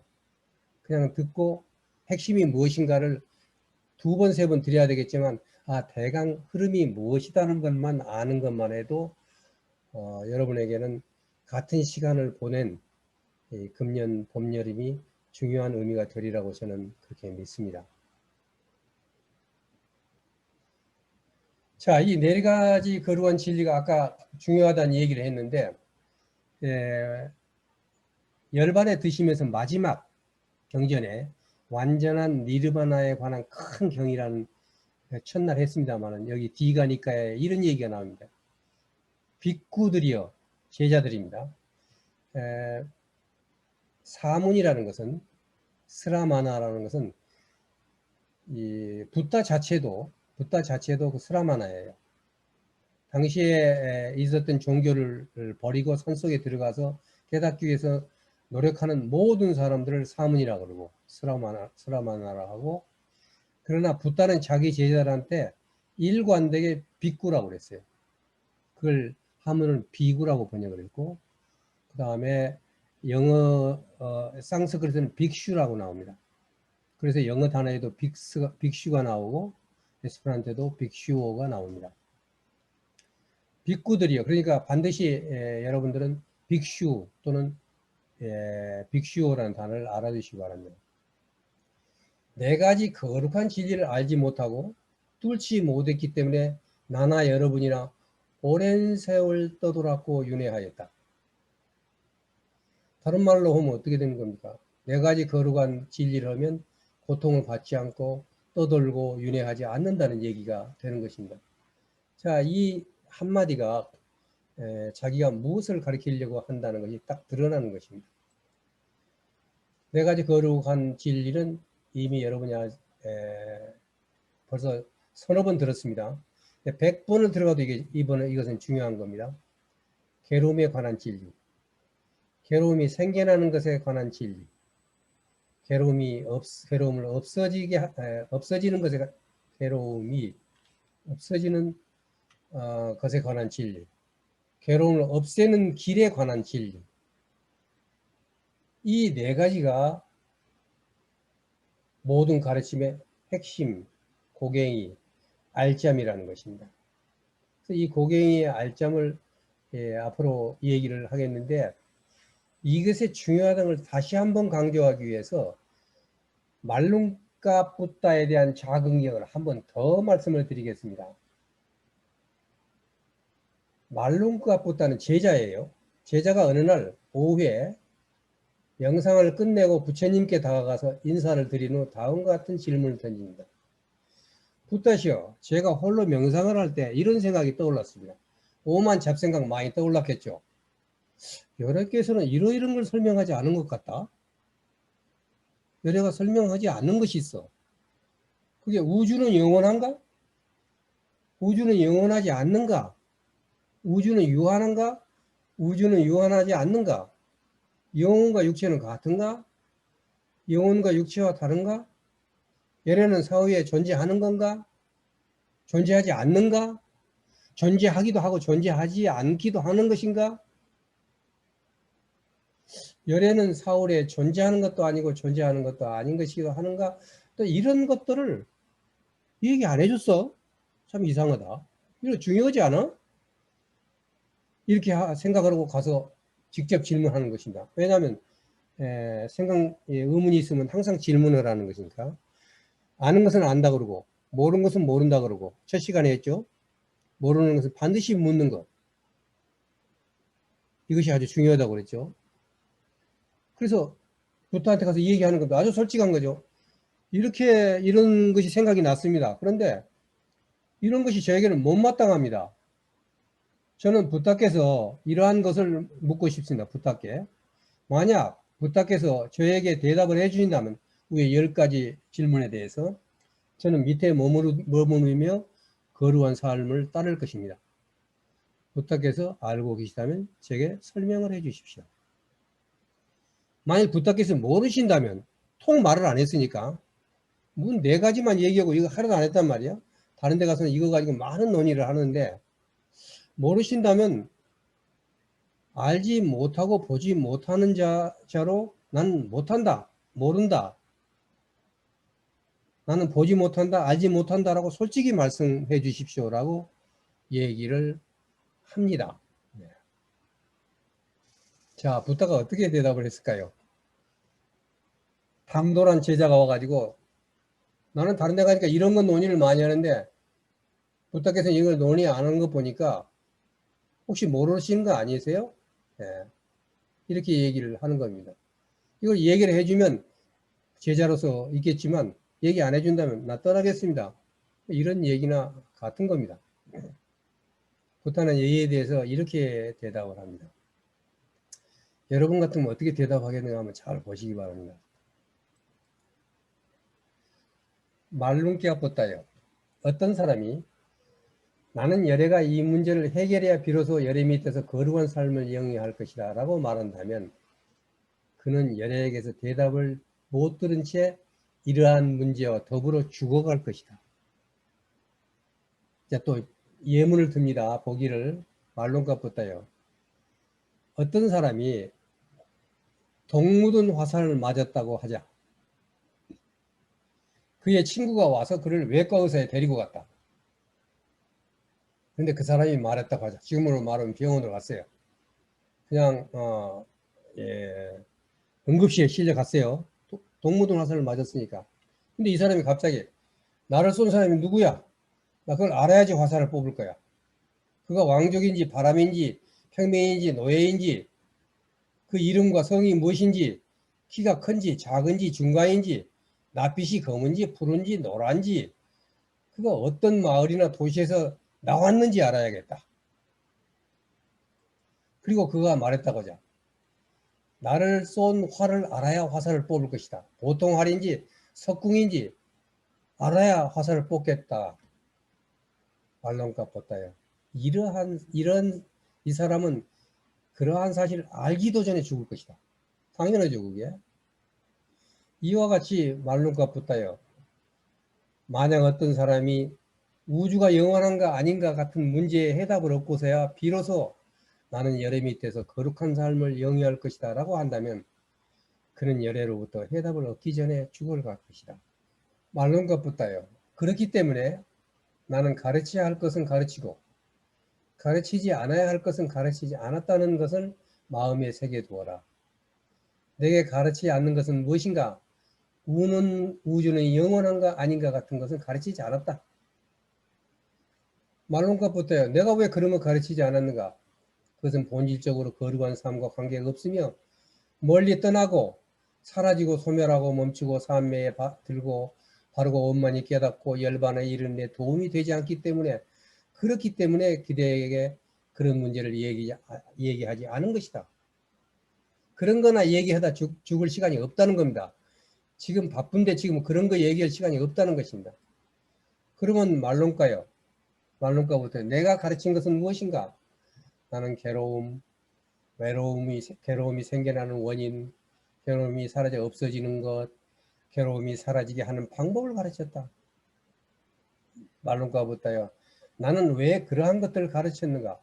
왜냐하면 그것은 기본적으로 정신적으로 고귀한 삶과 연관되어 있으며 멀리 떠나고 사라져 없어지고 멈추고 산매에 들고 바르고 원만히 깨닫고 니르바나에 이르는 데 도움이기 때문이다. 그러므로 나는 그런 것을 가르쳤다. 이 부분은 내가 몇 번 번역을 바꾼 겁니다. 굉장히 어려운 말도 쓰여 있습니다. 그런데 정말 이 내용이 수도 없이 반복이 됩니다. 그러니까 그냥 이 뜻을 모르고 그냥 무조건 빨리 알려고 한 사람한테는 매우 짜증이 날 정도로 반복되고 또 반복되는 이야기입니다. 그러나 나중에는 읽으면 읽을수록 이 말이 그렇게 마음에 박혀오고 그것이 깊은 맛을 우려내고 그리고 그 자체에서 그 말을 실제로 현장에서 보트한테 듣는 것 같아요. 똑같은 말이 계속이 되니까 들리는 것 같아요. 계속 읽다 보면. 그래서 중독합니다. 중독하면서 어느 사이에 중독이 됩니다. 그게 나의 얘기가 되어가기 시작한다는 것입니다. 자, 그래서 지금 괴로움이 생겨나는 원인, 괴로움이 사라져 없어지는 것, 괴로움이 사라지게 하는 방법입니다. 하늘의 우주나 이런 원리나 이런 것들이 어느 날 하늘에서 뚝 떨어져 가지고 그놈을 갖다 사람의 머릿속에 집어넣는 게 아니라 아닙니다. 우리가 살아가는 이 삶 속에서 괴로움이란 무엇인가부터 시작합니다. 우리는 한나절도 행복하게만 지내기가 어려운 이 세상. 그러면 거기서 갑자기 솟아나고 또 솟아나는 이 괴로움은 어디서 오는 것이고 또 이건 어떻게 없애고 이걸 없애게 하는 방법이 무엇인가 하는 것을 가르치는 게 붓다의 가르침이고 매우 현실적이고 그러면서도 그것은 과거, 현재, 미래를 아우르고 또 끝에 가서는 최상의 열반까지 오를 수 있는 그러한 가르침이라는 것입니다. 그러면 오늘은 괴로움이 무엇인가만 맛을 잠깐 보고 넘어가도록 하겠습니다. 자, 괴로움에 관한 진리. 우리 괴로움이란 뭔가 사고 팔고 사고 파는 것이 아니라 4가지 고통과 8가지 고통 우리가 다 어마어마하게 들어갔던 얘기입니다. 그 사고는 뭐냐? 생로병사입니다. 우리가 생로병사란 말 수도 없이 많이 들었습니다. 태어나는 것, 늙은 것, 병드는 것, 죽는 것 이런 것들이 전부가 기본적인 사람들의 이 고통이라는 것입니다. 그런데 저는 이 생로병사에서 처음에 많은 의문을 가졌어요. 왜 생병노사라고 안 하고 생로병사라고 그랬을까? 왜냐하면 저는 늙기 전에도 많이 아팠거든요. 그런데 그 병이 그때는 안 나오고 늙을로자 뒤에 병이 나왔단 말이에요. 근데 늙어 보니까 생로병사가 맞아요. 젊었을 때 병은 병이 아닙니다. 물론 죽는 병도 있습니다만은. 근데 늙어서 보니까 완전히 병이에요. 그리고 그 병은 점점 병이 중후에 죽어서 어느 날 그 죽음에 이르게 되는 과정이더라고요. 병이 하나도 없이 죽는 사람은 없습니다. 속에 어딘가 병이 생기는 겁니다. 왜 그러느냐? 이것은 기계와 마찬가지로 오래 쓰면 닳아지고 닳아지면 어느가는 죽도록 태어난 마지막 부처님이 돌아가시면서 하셨죠. 생겨나는 것은 모든 것은 사라지는 것이다. 그것의 과정을 생로병사로 얘기를 했었던 겁니다. 좀 더 구체적으로 들어갑니다. 우비고뇌라는 말을 전엔 잘 알고 있었습니다. 근심과 슬픔, 몸의 괴로움, 아픔, 마음의 시달림, 범내 이런 것이 5번째예요. 근데 대승경제에서는 이게 빠져 있습니다.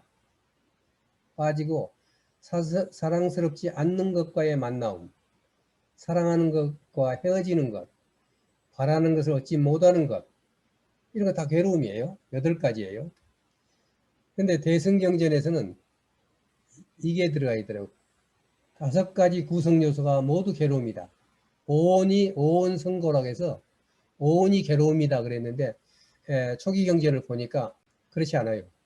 그냥 8가지를 하고 이걸 모든 것을 줄여서 말하면 5가지 구성 요소가 겠는데 이게 진짜 맞는 말이었어요. 그래서 이 부분은 제가 다시 한번 보도록 하기로 하고 자 일단 우리가 태어나는 것이 정말 괴로움이냐 근데 우리는 모릅니다. 왜냐하면 태어난 것을 아는 사람이 없잖아요. 물론 태어날 때와 태어나기 이전 뱃속에 있었을 때 자기를 기억한 사람도 있습니다. 전생을 기억한 사람도 제가 만났어요.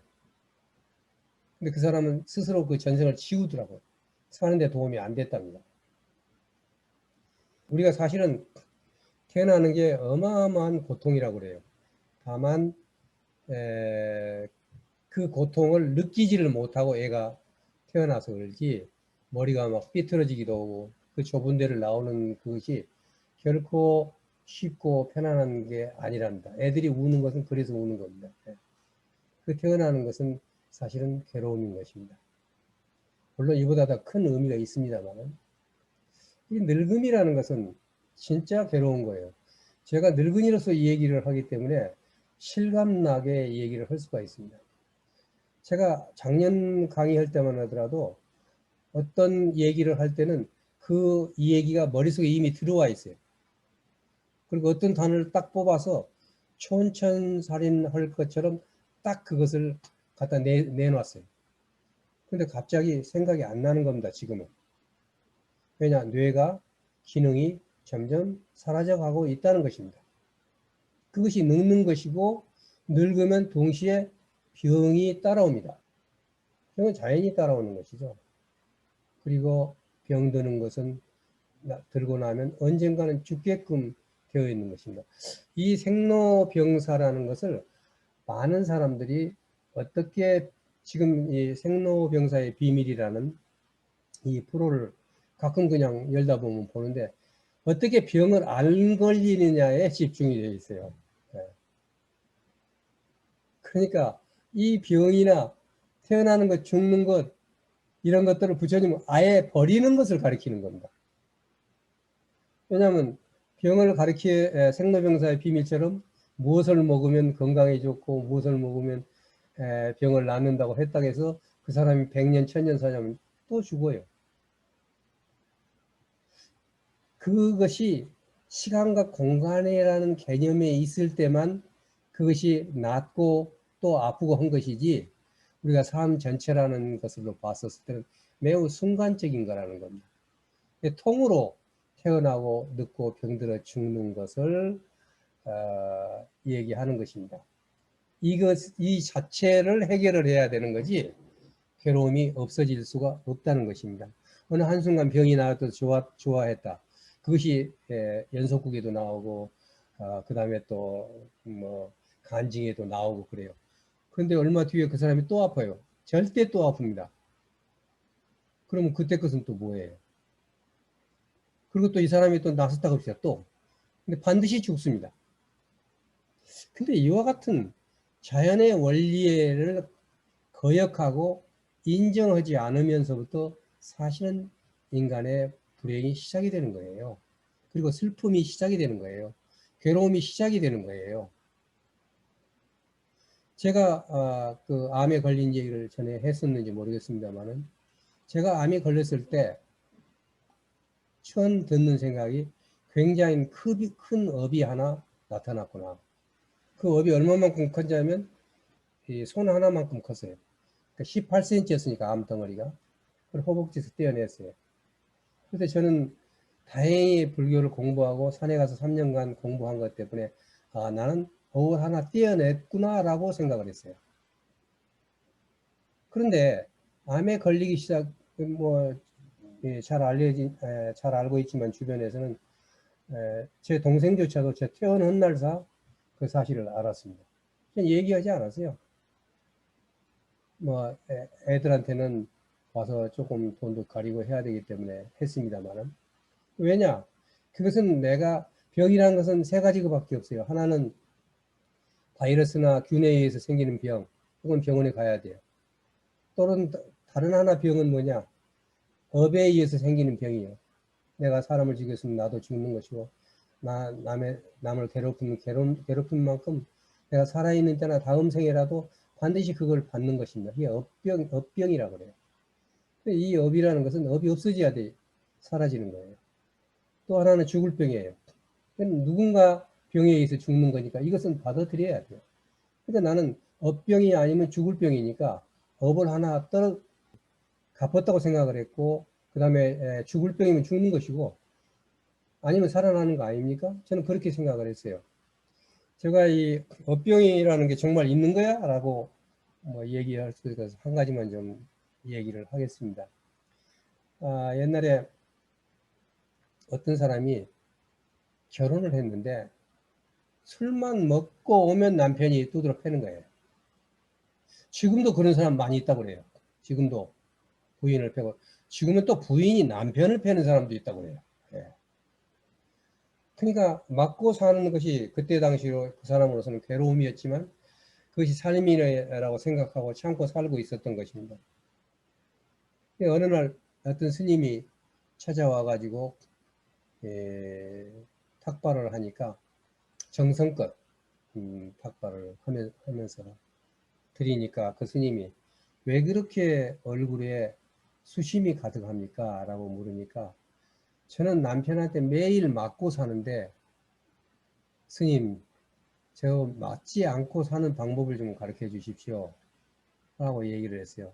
그러니까 예 오늘 좋은 보시를 했기 때문에 가르쳐 드리겠습니다 라고 얘기해 가지고 산에 가서 쌀이대를 꺾어다가 100개를 묶어 가지고 쌀이대로 빗을 빗자루를 만들어 가지고 방에다 세워 놓으세요. 그렇게 하면 좋다고 그러니까 그냥 시키는 대로 했어요. 그래서 그 빗자루를 딱 세워놨는데 남편이 그날도 술을 먹고 딱 들어오더니 이제 부인을 패야 되겠는데 패는 무슨 몽둥이를 찾아야 될 거 아니에요? 보니까 그 옆에 빗자루가 하나 딱 서 있는 거예요. 그래서 그 빗자루를 가지고 막 패기 시작하는 거예요. 그래서 수도 없이 막 패다가 갑자기 이 남편이 딱 그치고 나서 그 부인한테 이게 뭐야? 부인 내가 그동안 너무 부인한테 잘못했어. 내가 앞으로는 절대 이런 일을 안 할 테니까 그동안 것을 용서해 주기 바랍니다고. 그걸로 그 뒤로는 다시는 때리지 않더라는 거예요. 이거 정말 스님이 특별하게 여기다가 기를 넣어줘 가지고 특별한 것을 넣어서 해준 모양이다 라고 생각을 하고 그 다음날 그 다음 며칠 뒤에 또 스님이 왔어요. 그래서 이제 또 이번에는 더 많은 보시를 하면서 스님이 말씀하신 대로 했더니 다 끝났습니다. 근데 어째서 그런지 좀 설명을 해 주십시오 라고 얘기를 하니까 그 스님이 전생에 지금 아주머니는 말을 모는 마부였고 남편이 말이었다는 거야. 그래서 일생 동안 그 말을 수도 없이 때렸는데 이제는 거꾸로 태어나 가지고 이제는 남편이 아내를 그렇게 맞은 만큼 때리도록 되어 있다는 거예요. 근데 제가 100개를 했다는 것은 한 번 때리면 100개씩을 때리도록 만들었다는 거예요. 자기가 무슨 기운을 하거나 뭐 이런 게 아니고 도력이 있는 것도 아니고 전생을 보니까 그래서 그러니까 한꺼번에 100을 때리니까 100번을 때리면 10,000대를 때려버리는 거예요. 그러니까 자기가 옛날에 진 업을 다 갚은 겁니다. 그래서 끝냈다 뭐 이런 얘기들을 하는 겁니다. 물론 이것은 뭐냐면 수행하는 사람이 봐서 그 원인을 아니까 바로 답이 나오는 거죠. 그러니까 업에 의해서 나오는 것은 사실이지만 그 답을 주는 것이 부처님 가르침이라는 것입니다. 그래서 우리가 생로병사라는 것이 앞으로 여러분들이 중요한 주제가 되는 것이고 이 자체가 괴로움인데 이 괴로움이라는 것이 어떻게 생기는 거야? 그 다음에 이 괴로움이라는 것을 정말 어떻게 사라지는 거야? 어떻게 해야지 이것을 없애는 거야 하는 것이 부다의 가르침의 핵심이라는 것을 말씀을 드리고 그 다음에 조금 더 뭐 생로병사는 잘 아시는 거니까 더 설명을 안 드리겠습니다. 그 다음에 이 근심걱정 이것도 뭐 여러분들이 다 번뇌 뭐 아픔 이런 것도 우리가 일상적으로 느끼는 것인가 말씀을 드리지 않겠습니다. 네, 6, 7, 8번에 대해서는 경전에 나와 있는 그대로를 좀 말씀을 드리려고 해요. 왜냐하면 내가 대학교 졸업하고 대학원 다닐 때 에스페란토를 가르치는데 서울 법대를 나온 사람이 자기 별명이 에벨리고라고 그래요. 그 뜻이 뭐냐니까 그때 와서 쫙 이 사고팔고를 강의를 하는 거예요. 나와서 해보라고 그랬더니 저는 감동했어요. 와, 이런 얘기도 있구나. 사랑하는 거 헤어지는 것이 뭐냐 그랬더니 애인과 헤어지고 사랑하는 사람과 이별하는 거라는 거예요. 그래서 나도 그렇게 얘기를 하고 수많은 예를 들었어요. 구둑불고도 내가 갖고 싶은 거 못 갖고 뭐 이런 거다. 보기 싫은 사람하고 원증회고라는 것은 사랑하지 않는 사람과 만나서 같이 회사에서 근무하고 뭐 이렇게 그냥 설명을 했습니다. 그런데 부탁께서 말씀하시는 것이 너무나도 정확하고 또 쉽게 설명을 했기 때문에 그 부분을 설명을 하면서 나도 옛날 내가 너무나 피상적으로 설명했다는 것을 반성하는 기회로 삼겠습니다.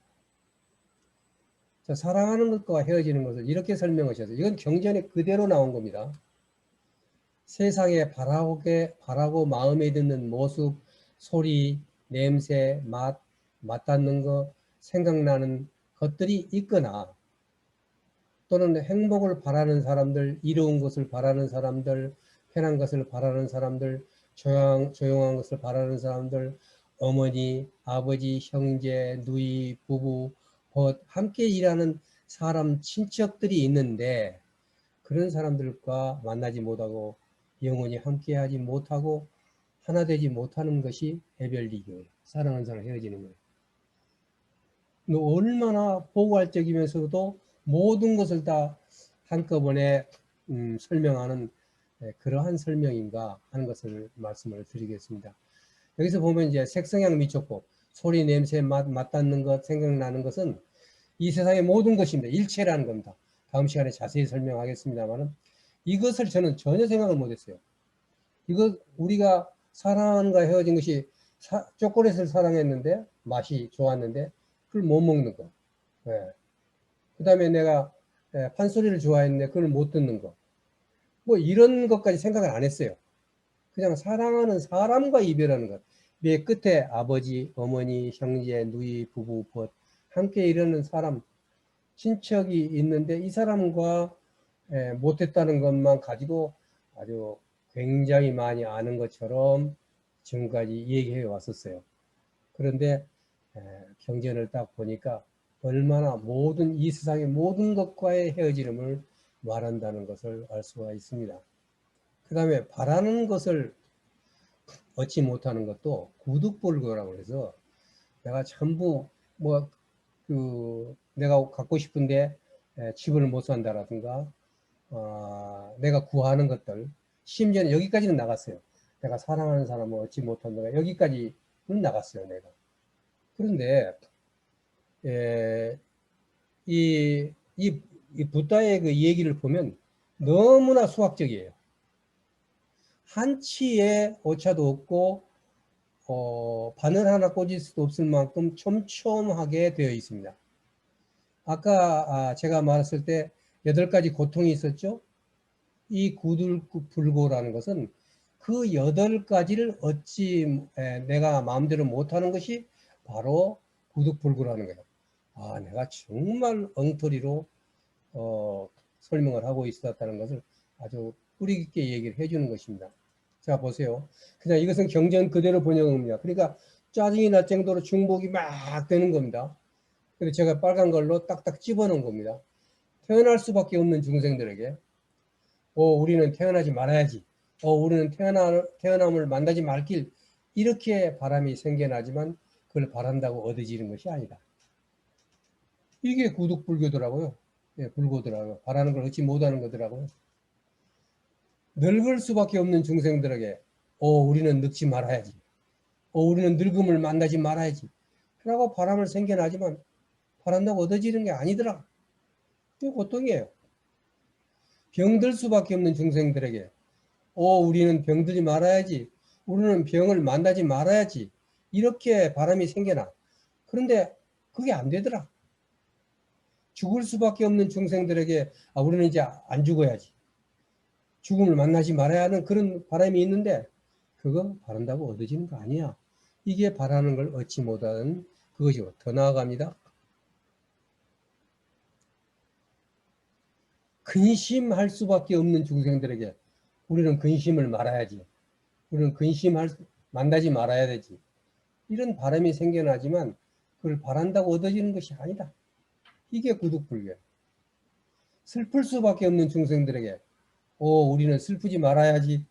우리는 슬픔을 만나지 말길. 다시는 이런 슬픔이 없었으면 좋겠어. 라고 하는데 그대로 안 되더라. 괴로움이에요. 자, 괴로울 수밖에 없는 중생들. 우리 괴롭지 말자.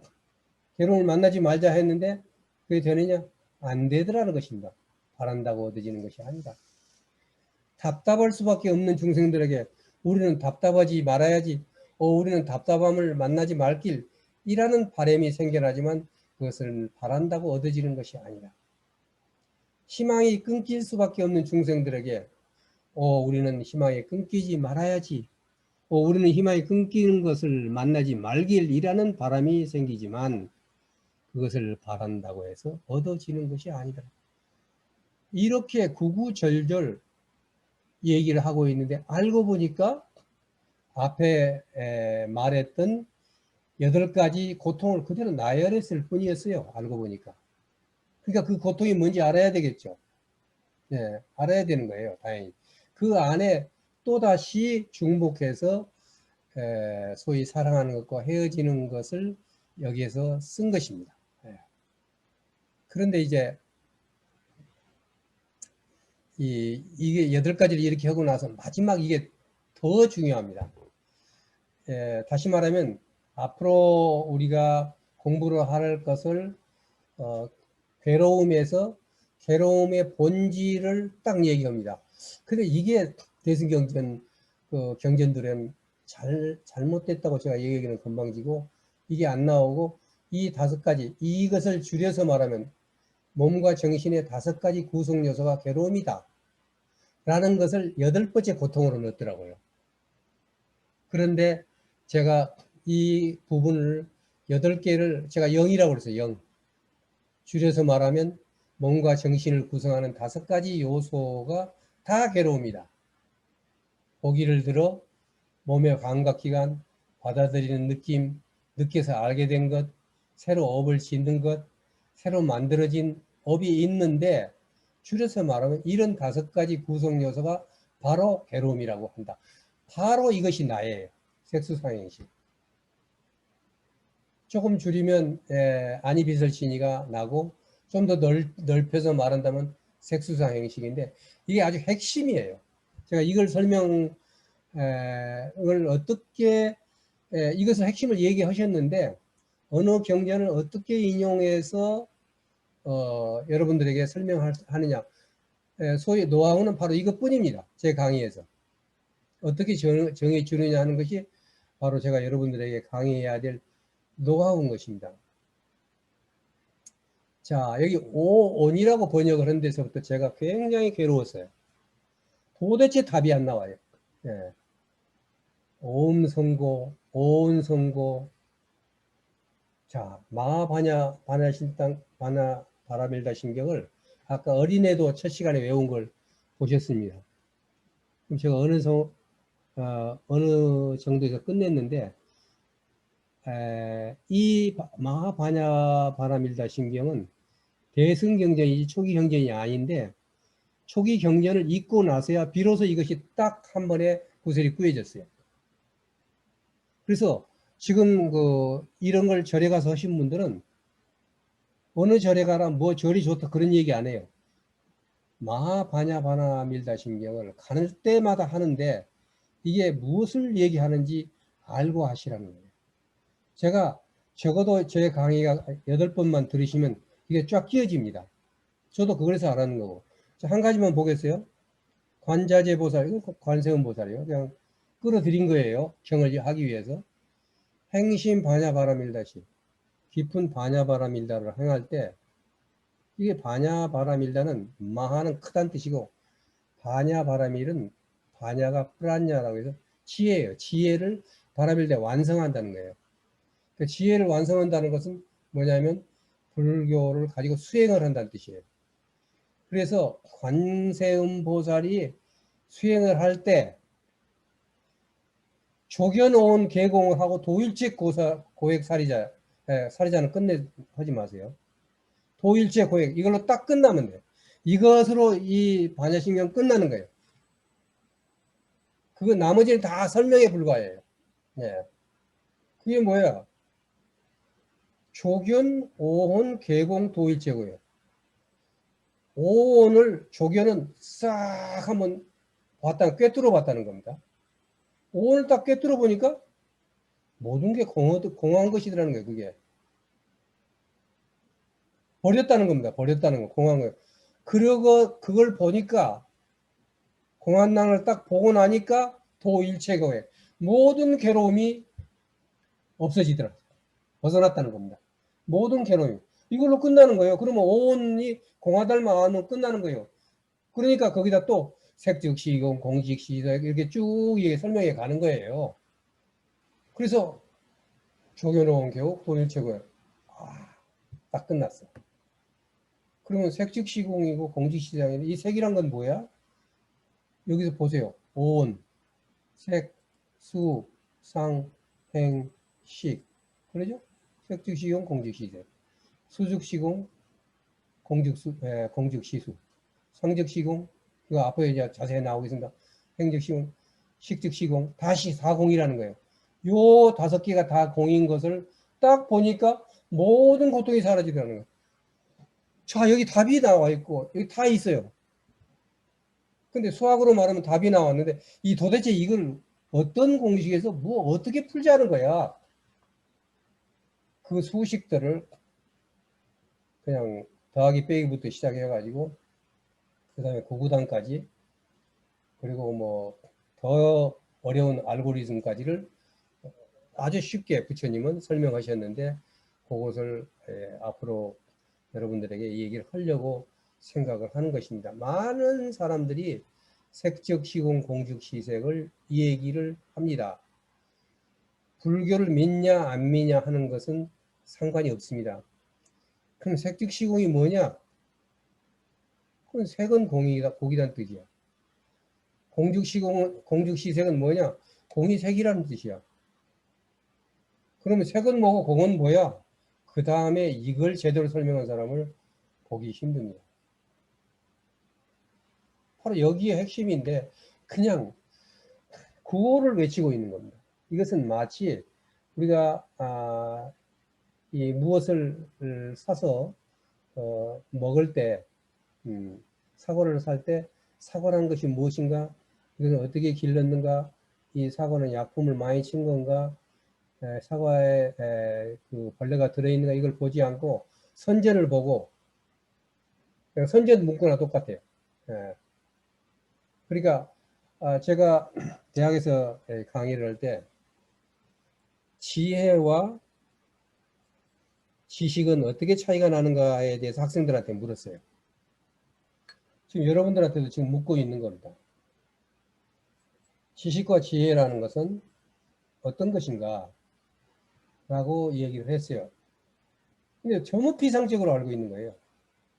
그러니까 우리가 그냥 선전만 보고 있는 거지, 살고 있는 거지, 그 산 물건이 뭔지 모르는 거예요. 네. 그래, 어떤 학생이, 그래도 많이 생각하는 학생이 이렇게 대답을 했습니다.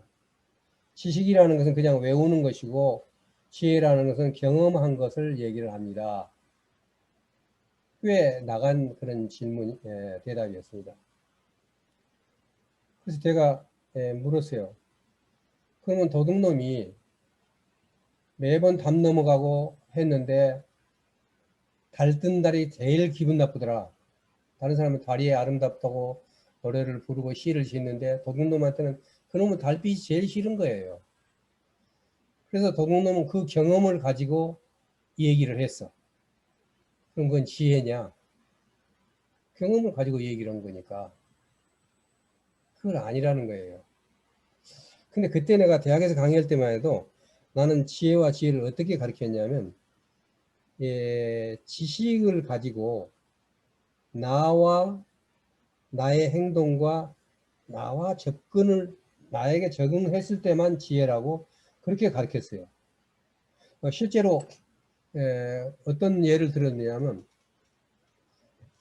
불교 경전이나 또는 성경 말씀도 다 지식에 불과하다. 많이 학생들이 불만이었어요. 그게 성경이 어떻게 지식이냐, 지혜지. 그런데 나는 뭐냐면 그 지혜에 있는 말을 나에게 적용시킬 때부터 지혜가 시작된다. 예를 들어서 이웃을 사랑하라. 그냥 얘기로만 한 건 지식에 불과해. 성경에 나온 말이지만. 근데 그 설교를 듣고 와서 어머니가 애들이 싸우니까 이놈들아, 목사님이 지혜롭게 살아라겠는데 니들은 이렇게 싸움만 하고 서로 형제간에 싸우고 있어. 이게 사랑이야 하고 사랑을 얘기를 했다고 했을 때는 애를 때리는데 이 사랑을 쓰고 있는 거거든요. 그래서 실제로 경전에 나온 거하고 성경에 나온 거하고 자기가 그놈을 내가 그러면 나는 이것을 어떻게 실생활에 사용하고 있는가 했을 때 그게 대해서 전혀 다른 환경이 나타나면서 이 문제에서 깊이 생각하면서 이때부터 지혜는 시작이 된다 라고 저는 말씀을 드렸고 이것도 제 나름대로 공부를 해서 했었던 겁니다. 그런데 이제 이 지식과 지혜라는 부분에 대해서는 이번 강의를 전체 끝날 때쯤 되어야 지식과 지혜라는 것이 어떤가 하는 것이 확연하게 구분이 될 수 있을 거라고 그렇게 생각합니다. 자, 우리가 지혜를 얻기 위해서 수행을 한다는 사람을 많이 봤습니다. 저도 마찬가지였습니다. 그래서 우리가 뭐냐면 이 삼학을 공부한다고 그럽니다. 그걸 개정해라고 그럽니다. 개정해. 그래서 개를 가지고 닦고 그 다음에 선정에 들어가고 그리고 지혜가 밝으면 깨달음을 얻는다. 그런데 이것도 다 방편이더라고요. 그 지혜를 가지고 실제가 부처님이 얘기했던 법을 그 지혜를 통해서 꺼내야지만 지혜가 완성이 되는 거지 지혜 자체만 가지고 깨닫는 건 아니더라고요. 또. 지혜를 목표로 했었어요. 저도. 근데 지혜는 왜 필요한 건지 지혜가 무엇을 하는지 몰랐었던 거예요. 그래서 지혜에 대한 어떤 그 지혜가 무엇을 해야 되는지 그 부분이 뚜렷하게 부처님은 이미 말씀을 다 하셨어요. 제가 이것을 느꼈다는 게 아니라 부처님의 말씀을 보고 그건 깨달으셨던 겁니다. 자, 부처님이 6년간 고행을 하셨다고 그랬어요. 근데 그 고행을 다 때려치우고 그러고 나서 니르란자 강에서 수자타의 우유죽을 받아 마시고 일주일 만에서 성불을 했어요. 그리고 그 일주일간 깨달은 것을 얘기하시는 것이 바로 이 경전이에요. 근데 우리는 그 일주일간 것을 보지 않고 6년 것을 다 보고 있었구나. 내가 지금까지 공부했던 게. 그래서 이 중도라는 것은 그러한 부분에서 자기가 정말 아름답고 보자름 없이 살았던 그러한 삶, 그러한 삶과 그 다음에 6년간 괴로웠던 이 삶이 아닌 중도라는 것은 일주일간이 중도라고 저는 봤습니다. 그 일주일간의 깨달음을 쏟아내놓은 것이 바로 경전이고 내가 죽은 뒤라도 반드시 법등명, 자등명, 불등명이라는 것은 없어요. 불등명, 물론 그 등이 아니라 여러분이 많이 알고 있는 용어로 썼습니다만 섬이라는 뜻입니다. 우리가 일체 고액을 넘어간 그 강을 건너가려면 물살이 세니까 중간에 섬이 있어야지 쉬었다 갈 수 있으니까 그래서 원래 섬이라고 그랬는데 그러한 섬은 결국은 뭐냐? 나 자신이에요. 나 자신이고 이 내 자신이 바로 그 법을 깨달으라는 거예요. 이 두 가지가 굉장히 중요한데 법이 중요하다고 또 자기를 버려버린 사람이 있어요. 그게 바로 6년간 고행했던 자기가 잘못했던 것을 말씀을 드리는 겁니다. 아까 말씀드렸죠. 제가 전번에도. 그런데 부처님이 온화하게 말씀을 보면서 거기에 부처님의 이 법을 얘기하려는 그 자세보다는 그 고행상 앞에 가서 많은 사람이 감동을 하더라고요. 내가 라오르에, 파키스탄 라오르에 가면 거기에 원진본이 거기에 딱 계십니다. 근데 거기 보면은 모든 사람이 많은 불상이 있는데 거기 앞에 가서 전부가 감동을 하고 서 있고 거기에 기도를 하고 그렇게 합니다. 그게 뭐냐면 많은 사람들이 붓다의 중에서 일주일간에 설하셨던 불을 선택하지 않고 붓다가 얘기했었던 그 어려움, 그 다음에 그 힘든 것, 이것을 선택하고 힘들게 살아가고 있구나 하는 것을 우리가 생각을 할 수 있는 것입니다. 우리가 길을 가는 데 있어서 정확하게 지금 우리가 이 자동차를 탈 때 그냥 우리가 어느 주소를 찾아가는 거 하고, 그 다음에 주소를 손으로 써가지고 찾아가는 거 하고, 그 다음에 요즘 앱이 좋죠. 앱이 있어가지고 그놈을 가지고 정확한 앱을 가지고 따라가는 거 하고 완전히 다릅니다. 팔만대장경을 누가 다 읽은 사람이 있겠습니까? 옛날에 금강경 하나만 가지고도 금강경을 일생 동안 읽은 사람이 있었어요. 근데 지금 왜 금강경을 일생 동안 읽고 있습니까? 지금 아까 말씀드렸듯이 일체 유심조 한 번만 찾아보면 다 나옵니다. 그리고 해석이 잘 되어 있어서 모든 것을 다 2, 3일이면 한 곳씩 다 읽을 수 있습니다. 옛날처럼 생각해서는 안 돼요. 제가 말씀드렸죠. 얘기 안 했는지 모르겠습니다. 저는 강의할 때 항상 얘기합니다. 2마리 잡으려다가 2마리 다 잡아라. 옛날에는 화살로 토끼를 잡았기 때문에 활을 쏠 때 2마리가 토끼가 나타나면 이걸 쏠까 저걸 쏘다가 2마리 다 놓치는 수가 있어요. 근데 지금은 대포로 쏴버리면 10,000마리도 한꺼번에 잡을 수 있는데 왜 2마리 잡으려다 한 마리를 놓치면 한 마리는 2마리 다 놓친단 말을 쓰느냐 이거예요. 아니다는 겁니다. 우리가 길을 잘 찾고 그리고 같은 길을 가고 서로 돕고 한다 그러면 확실히 빠르게 우리를 길을 찾을 수 있고 길을 갈 수 있고 목적지에 도달할 수 있다는 것입니다. 그래서 저는 말씀드렸죠. 많은 사람보다는 정말로 진리를 얘기할 수 있는 사람들끼리 이 자리에서는 모든 것을 다 벗어놓고 같은 도반이다. 도반이라는 길동부라는 뜻입니다. 우리말로. 모든 스님이나 깨닫기 전에는 범인이라고 합니다. 불교에 나오는 범인은 깨닫기 이전에 모든 사람을 범인이라고 합니다. 이 범인은 다 나는 다 같이 도반이라고 생각합니다. 그래서 같이 도반으로서 같이 공부하고 같이 수행하고 해서 모두가 다 마지막에 사나이로서 깨달음을 얻고 할 것을 다 하고 윤회를 멈추고 이런 데에 도달하기를 바라는 그런 걸 갖는 것입니다. 그런데 이미 출가하신 분들은 이 옷을 승복을 입고 있다는 이 큰 업 때문에 사실은 그리고 자기가 지금까지 해왔었던 것을 최고로 생각하는 그 업 때문에 길에 들어서지 못하는 경우를 제가 대단히 많이 보고 있습니다. 여기에 들어있는 사람은 같이 힘을 합해서 같이 기운을 합해서 좋은 길을 같이 갈 수 있는 앞으로 8주 동안을 계속해서 갈 수 있는 그런 날이 되기를 바라고 오늘은 강의를 마치겠습니다. 고맙습니다.